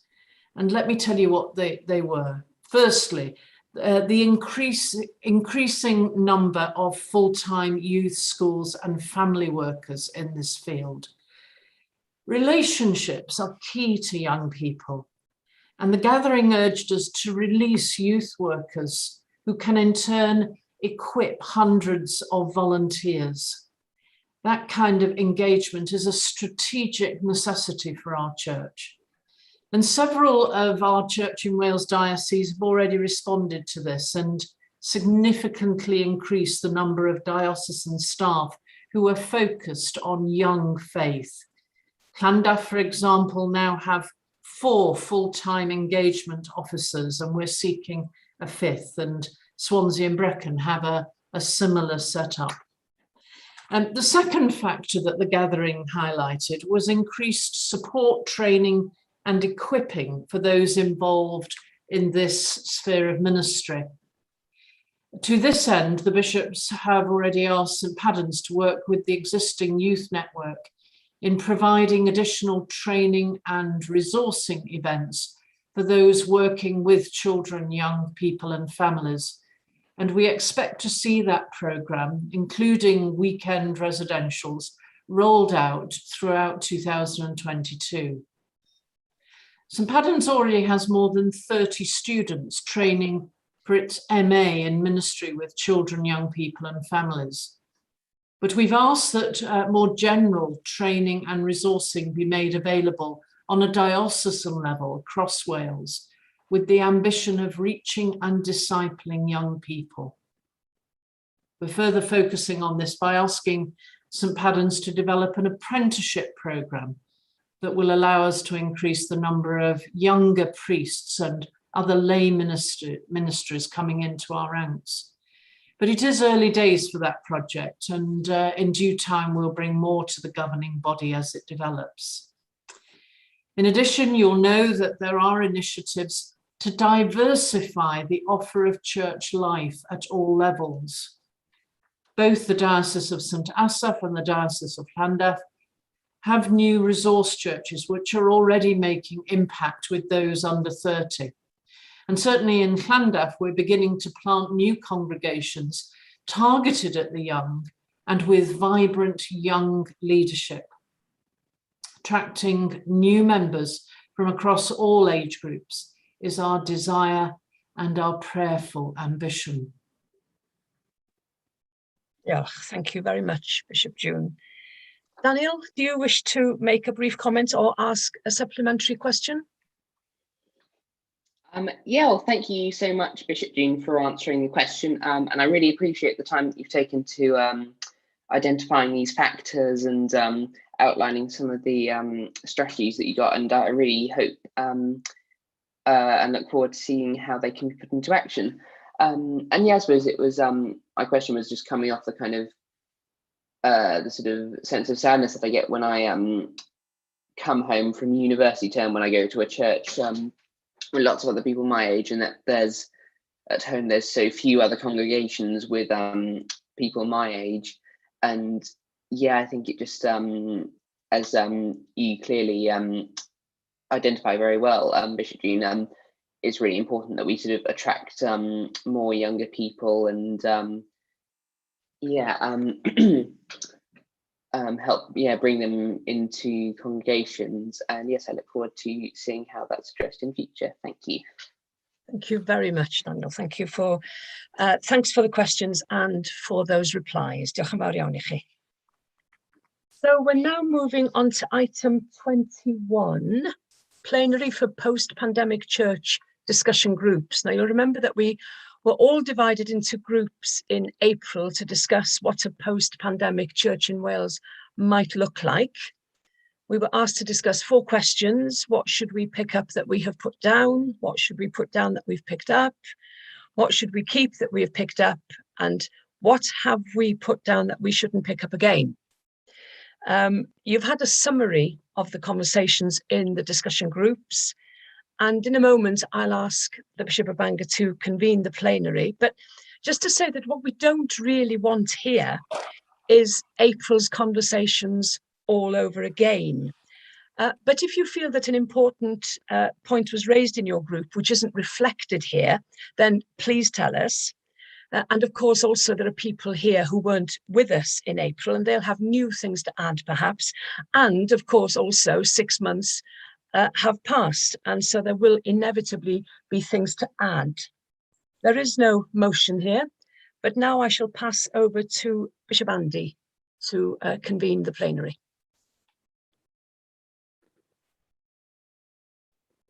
You are muted, Bishop Andy.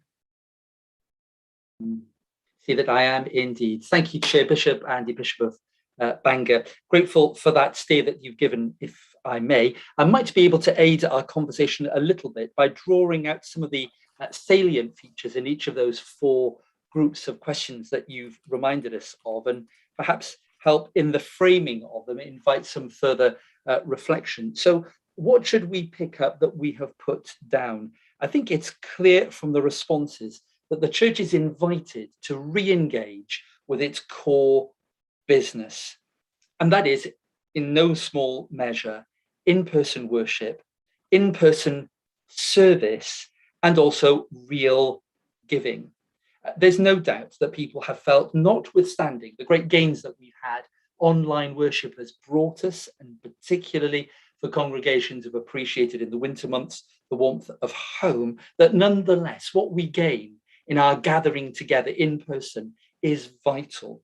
But not only the worship dimension, being able to do what we exist to do, which is to serve and bless the nation of Wales and beyond our borders. We need to be in person to be enabled to go back to some of those things that show the love of Christ in action. Can I pick out one thing which I think is really very important, and that is the focus on giving. The plate versus direct debit. One of the things that the pandemic exposed when we found ourselves meeting online is that there were huge financial challenges to the church. I think this is an invitation for us all once again to ask all of our congregations, will they be prepared to move from loose change on the plate to direct debit, so that for any reason should we find ourselves once again in this situation, that we don't find ourselves disadvantaged financially. 3 things that invite us to our core business: worship, service, and giving. Secondly, what should we put down that we've picked up? I heard an invitation in this for us to be courageous. That's the positive, but it was framed very interestingly, that we shouldn't be despairing, that we shouldn't be anxious. In other words, so much of what we traveled with up to the pandemic perhaps revealed a fragility in our life, which was there revealed by the pandemic, but wasn't caused by it. And so can we embrace a future which is less anxious and much more hopeful, concerned with the things that we can do and our core business, and not so frenetic, another word that is used in the feedback, not so frenetic that we end up being burned out or ineffective. What should we put down that we picked up? We should put down anxiety, freneticism, in order to be courageous in our life together. What should we keep? The third question that we have picked up. This is an invitation to a kind of lessons learned. What are the things that have been shown us as a result of the change within our life? Obviously, virtual services used to supplement in-person worship, the use of social media, the explosion of new platforms that enable us to do a different kind and way of being church. And the last work that we did, the last debate, was all about being creative in the way in which we use the digital media. Can we keep those things which we loved, particularly around the digital realm, without actually simply going back to where we were? One interesting comment, someone said that telephoning everyone one day a week, better communication with those who don't go to church every week. What I found interesting about that comment was the peoplewood focus that was provided. Whatever we do, whether it's with new digital innovation, not to lose sight of the fact that we exist for people, and all of our energy and our outreach and in our worship should be people focused. And last but not least, what have we put down that we shouldn't pick up again? We should not pick up the millstones. We should not pick up those things which make it very difficult for us to be the serving, joyful body of Christ. So we must attend to deep questions around our buildings. That isn't an invitation for us to get rid of our buildings, but to be strategic. And in the conversations around climate change, there was a plea that was repeated by many that we ought to have a strategic plan around the use of our buildings. But let's be creative with those buildings. We may designate some within a mission or ministry area as a hub, others as being pilgrim, using our buildings differently. I think, Chair, that's all I would want to pick out from the things that I read. You can see there are many, and I don't want to read by any means all of them. But with those few comments, perhaps now open up if people want to add or make some further reflections. I know that we can make note of them. Thank you very much. Diolch yn fawr, Esgob. So once again, over to you, members of the governing body, to add anything, to say something that hasn't already been said, to add something. Who's going to start? We have some hands up. So you're muted now, Simon. Yes, no hands yet, Chair. No, let's give it a few moments.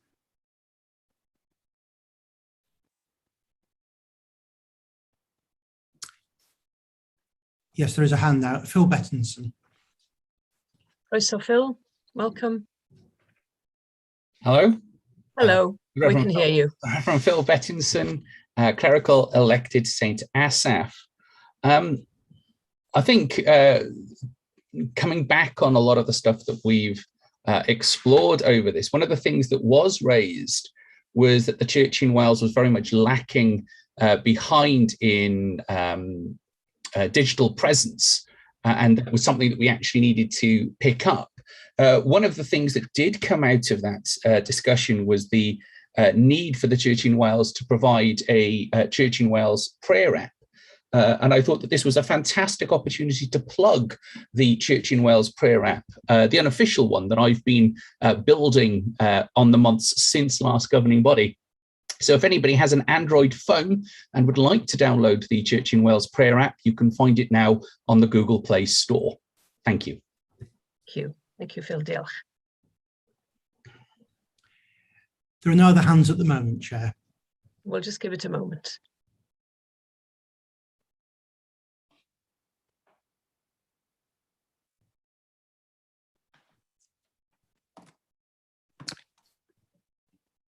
Oh, yes, Bob Evans. Right. Bob, croeso, welcome. Thank you. Bob Evans, elected lay member Monmouth. I chaired one of these groups and I spent a lot of time looking at this and the comments and talking to other people about it. And we're trying to find common features in all these comments, try and build the Church in Wales. But the message that comes through to me is actually a different one, and it's quite important, I think, from my point of view, which is local diversity. What I found interesting, particularly in the early days of lockdown, was the way in which different churches and different parishes responded differently, because their priorities were different, the people they were dealing with were different. And I think that's an important principle we ought to try and keep as we go forward, that one of the great strengths of this was that actually people responded to what was really out there, and actually it wasn't the same in all areas. So I think we've got to be careful about standardization on this. I mean, it even applies to things like contactless giving. In some churches that will work well. In others, you can see it's not going to go anywhere. So I think we have to recognize that and to be flexible about local circumstances. Thank you. Thank you, Diolch. Next speaker is Adrian Morgan. Adrian, croeso. Chair, Bishops, members of the governing body, Adrian Morgan, Swansea and Brecon co-opted. 2 points, if I may. First of all, it was good to hear Bishop Andy talking about the needs to diversify the way that we use our buildings and to think creatively, if you like, about the way that we use our buildings and for what purpose we use those buildings.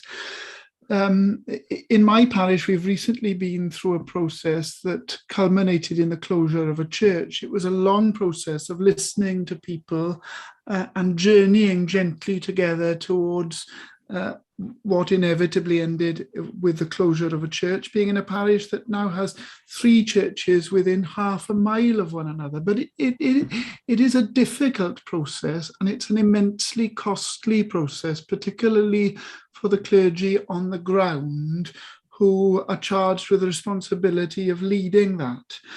And I think it would become easier if there was a sense within dioceses that there was a need to get people together and to look strategically at where the church needs to be at this particular time in our history and how we best serve the people in our diocese today. I'd like to know more about how the province and the diocese can work with clergy on a local level to put that strategy together and to implement it in a way that would empower clergy and relieve them of some of the pain and stress that is caused as you begin to implement that on a local level. Secondly, it was also very encouraging to hear Bishop June talk in the last item about the new ways of worship that are beginning to emerge in Llandaff Diocese and in St Asaph Diocese. And that was affirmed, if you like, in the comments that were brought together for the governing body in the document for this item, where we recognise the need to have more diverse forms of worship, not throwing the baby out with the bathwater, but recognising that the church can hold dear to the forms of worship that it's always known and loved, whilst also embracing new forms of worship. My now retired bishop would often refer to the Two Ronnies sketch, and if you're familiar with it, to a scene where 2 Ronnies go into a restaurant full of excitement and enthusiasm for what might be in front of them, only to discover that every meal on the menu included rook, and they didn't like rook. And the bishop often made the reference to the fact that for many people coming into our churches today, they come with excitement and enthusiasm only to discover that the only thing on the menu is said rook, sung rook, or evening rook. So diversity in the worship life of the church is really important. Just a plea then, that when you try to implement that in a local context, to try and honour those forms of worship that the church has always known and loved, whilst trying to encourage alongside those new forms of worship, that can be immensely costly too, particularly for the clergy. And often the complaint that comes back is that these new forms of worship, and I quote something that's been said to me 1,000 times, are not Anglican. And trying to encourage people to see that the Anglican Church is a broad church, and there is no one set in stone definition of what it looks like to be an Anglican, even if people, what they really mean is, it's not what we're used to and not what we like. I want to make a plea to make sure that we look like that diverse church that worships in different ways, that when you go to our website, it isn't simply an expression of what we've always done and always had, and that we see some of that youthful energy that Bishop June talked about that's beginning to surface in Llandaff and in St Asaph and possibly in other places too, that going to the Church in Wales website, for example, exemplifies the fact that we can be a church that worships in a traditional way, but we also embrace and affirm new and contemporary forms of worship, and they have a place, an equal place, alongside those forms that we've always known and loved. Diolch. Diolch, Adrian. Thank you very much. Anyone else waiting? Yes, Tony Mullins, Anthony Mullins. Tony. Tony Mullins, elected Llandaff Diocese. Just to sort of pick out one of the positives of COVID, if there is anything at all about COVID and positiveness. Our church in Llangarwyd and my stake, St Michael's, we had an 8:30 service, an 11, which was a said Eucharist, yes, quarter Eucharist at 11, and then once a month we had evening prayer at 6 o'clock. What it's actually done is brought us together through Zoom, 3 churches within one parish, and it's allowed the clergy and the PCC and the wardens to look at the rationalisation of services and times, so that going forward, when we actually can say we are living with COVID or COVID is a thing of the past, we can actually say what we are doing now is something positive to support our clergy, because they were running around on a Sunday like headless chickens. Part of when they got to the pulpit, that's for the benefit of the bishops, they preached the word of the Lord. And it's now given our vicar and our new priest the opportunity through discussion, conversation, to look at rationalising services, to spend time post-service with members of the congregation who may want to discuss something, may want to pick up on a point that's been mentioned within the service of liturgy or whatever, but it's giving them now the opportunity to spend time post-service with congregations. I think that's an amazingly important thing as part of ministry, as important as worship, as important as fellowship, but to be able to discuss concerns with your priest is, I think, on times immensely important. So I wanted to throw that in the mix and say there is a positive to COVID. That's the only one I can see. Thank you. Thank you. Diolch. Hannah Birch. Hannah, welcome. Thank you very much. Hannah Birch, elected lay member for Llandaff Diocese. And just really to pick up actually on that point about diversity and the diversity of our worship and our presence as a church. And I, as someone who's, I suppose on the younger end, I'm 31 at the moment, I just wanted to flag that preferences are not always neatly split by age. And that there is something important in promoting our diversity, in not pigeonholing young people or older people. And while we absolutely want the youthful energy to permeate the church and to be present and visible, we also want to give younger people access to the wisdom and tradition of the church's history, and also of the older folk within the church. And I wonder if there's something important that's needed around helping younger people to start to speak the language of the church, and the church to speak the language of younger people, but actually really thinking about how we can engage all members of the body of Christ with each other, rather than almost slipping into a sort of false dichotomy between traditional, how we've always done it churches and, modern churches for young people. Because I really do believe that the richness of our church body is that we all get to learn from each other. And as our worship and our church life is refreshed by the vibrancy and energy of young people, it is also held and nurtured by the wisdom and richness of those who have been worshipping faithfully for years and years and years. And there are also resources already that help to do that.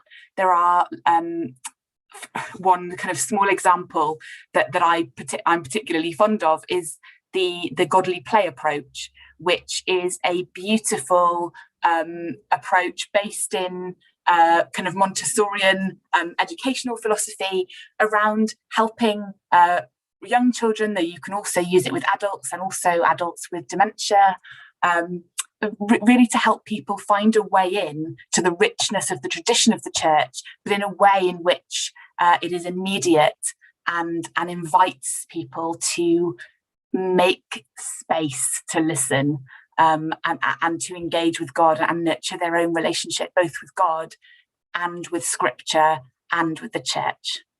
Thank you. Thank you, Hannah, very much. Very good. Thank you. The next speaker is Andrew Sims. Andrew. Hello there, thank you very much. Andrew Sims, lay elected Llandaff Diocese. One of the things that I was really keen to talk and think about as we move forward as a post-pandemic church is exploring the value to our congregations of digital services, online provision of our weekly worship. In the benefice of Canton, we're still getting several hundred hits a week on our weekly service that we broadcast live, whether that's the smaller number of people that watch it live or those that revisit the service later. It's been a tremendous provision for disabled people. We've had people in hospitals tuning in and asking us to pray for them live. We've also found that families that have gone away on holiday, and this has really surprised and humbled me, families that have gone away on holiday and haven't been able to find a church that they can worship in conveniently, have tuned in from their holiday caravans or even in some cases from their tents. I know how eager we all are to move on from some of the things that we've been having to adapt to during pandemic times, but I think that it's really important that we bear in mind that when a community are able to worship together, even if that's in an unconventional way, it still builds community and it helps relationships.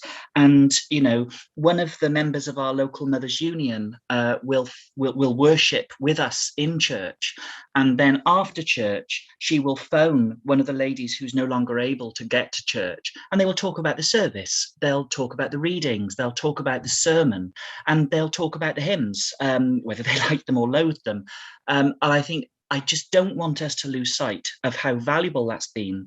We've been talking about equality and diversity, and we've made tremendous provision. The circumstances weren't great, you know, pandemic circumstances, but we finally started making equal provision for people with disabilities, illnesses, and those who are far from home to worship together in this way. And I just don't want us to lose sight of that. Thank you. Thank you very much. Thank you. Unless anybody else comes, Chair, I think that completes the list of speakers. Does anyone else wish to contribute? No other hand. No other hands. Bishop Andy, would you like to comment on some of the things that you've heard? I think I will ensure that all of those are collated and taken to the appropriate places, either to the Joint Strategy Working Group or those things that relate directly to the work of the Provincial Evangelism, Church Growth and Pioneer Networks. We'll make sure that they're all picked up on. Thank you very, very much. Thank you, and thanks to everyone who's contributed to that discussion. We obviously won't be leaving it there. It'll be going back to the Standing Committee, I'm sure. And if there was something that you just didn't say, or get round to saying just now, and you think it is an important thing that should be included in this discussion, I suggest that you write to the chair of the Standing Committee, Sian Miller, and she will be thrilled to hear from you and to pass any comments on. Diolch yn fawr I chi. And now, I hand back to Bishop Andy. Diolch. Diolch yn fawr, Liz. Thank you very much, everyone. We're almost at the end of our gathering, but there are three things that I want to do to bring our meeting to a conclusion. The first, I want to begin with thanks, if I may. For all the staff, Simon, I'd be very grateful if you would convey our thanks for the speed and the skill with which people have delivered this governing body, both in person and online. It's been outstanding. I'm really grateful to you. In particular, because this is always the challenging end, if you would thank the IT department, Leon, Mike, Paul, Alex, Ryan, Jonathan, and Bradley. We're really grateful to them for the work that they've done for us. Diolch yn fawr Tudur, os ydych chi'n gwrando, da ni'n falch iawn I gael eich cwmni. Thank you to our translator, Mr. Tudur Jones, who's been with us, grateful for his service. Can I thank all of you who've taken part in particular tasks such as the acting chairs or presenters of motions or material, but particularly Father John Connell, who's our worship coordinator, the Reverend Kevin Hassler, and the Reverend Zoe King for their worship contributions. We're really grateful to each of you. Thank you. Highlights will be available on the website within about 2 weeks of this meeting online. And this, of course, is a valuable aid for members reporting back.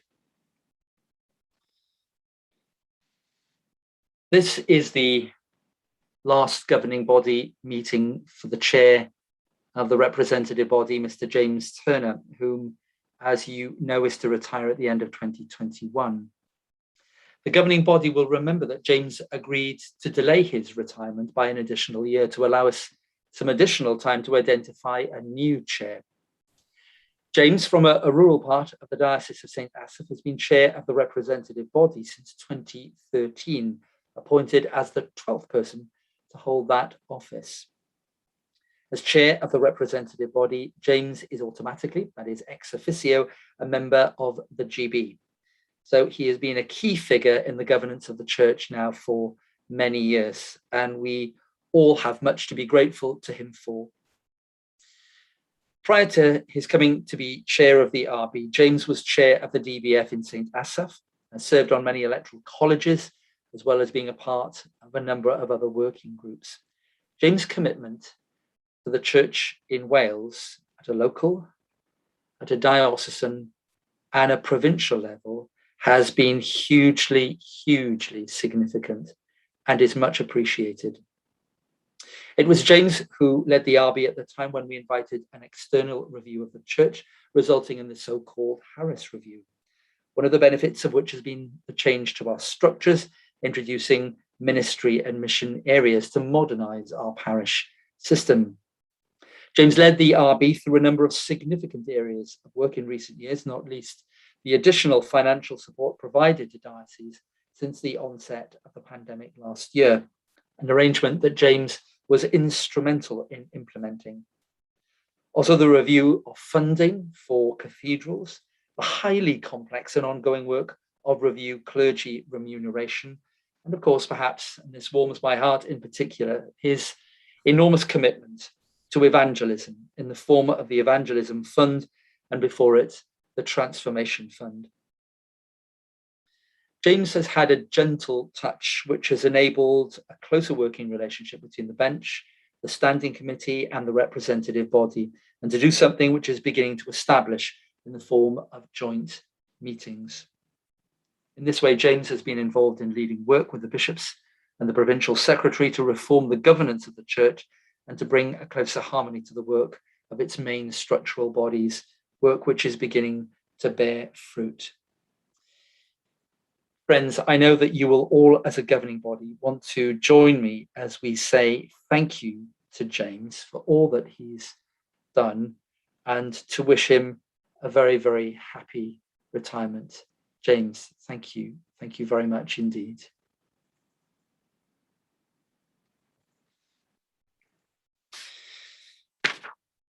The next meeting of the governing body will take place on Wednesday and Thursday, the 28th and the 27th and 28th of April 2022 in ICC Wales.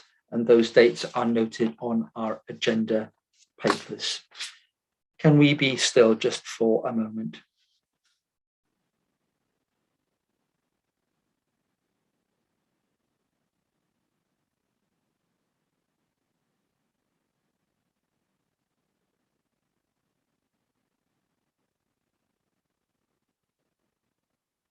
True and living God, you have called us to yourself, and our hearts are restless until they find their rest in you. Give us hearts to love you, minds to know you, energies to serve you, and a creativity constantly to discover your kingdom at work all around us. Help us to keep in step with your Spirit and be your joyful, blessed people in this your world, for the sake of him who is our friend and Saviour, Jesus Christ, to whom be praise. Amen. a bendith Dyw holl alluog, y tad, y mab a'r ysbryd glan, a fo yn eich pneud ac a drigo gyda chwi yn wastad. Amen. Friends, our governing body meeting is at an end. Have a good day.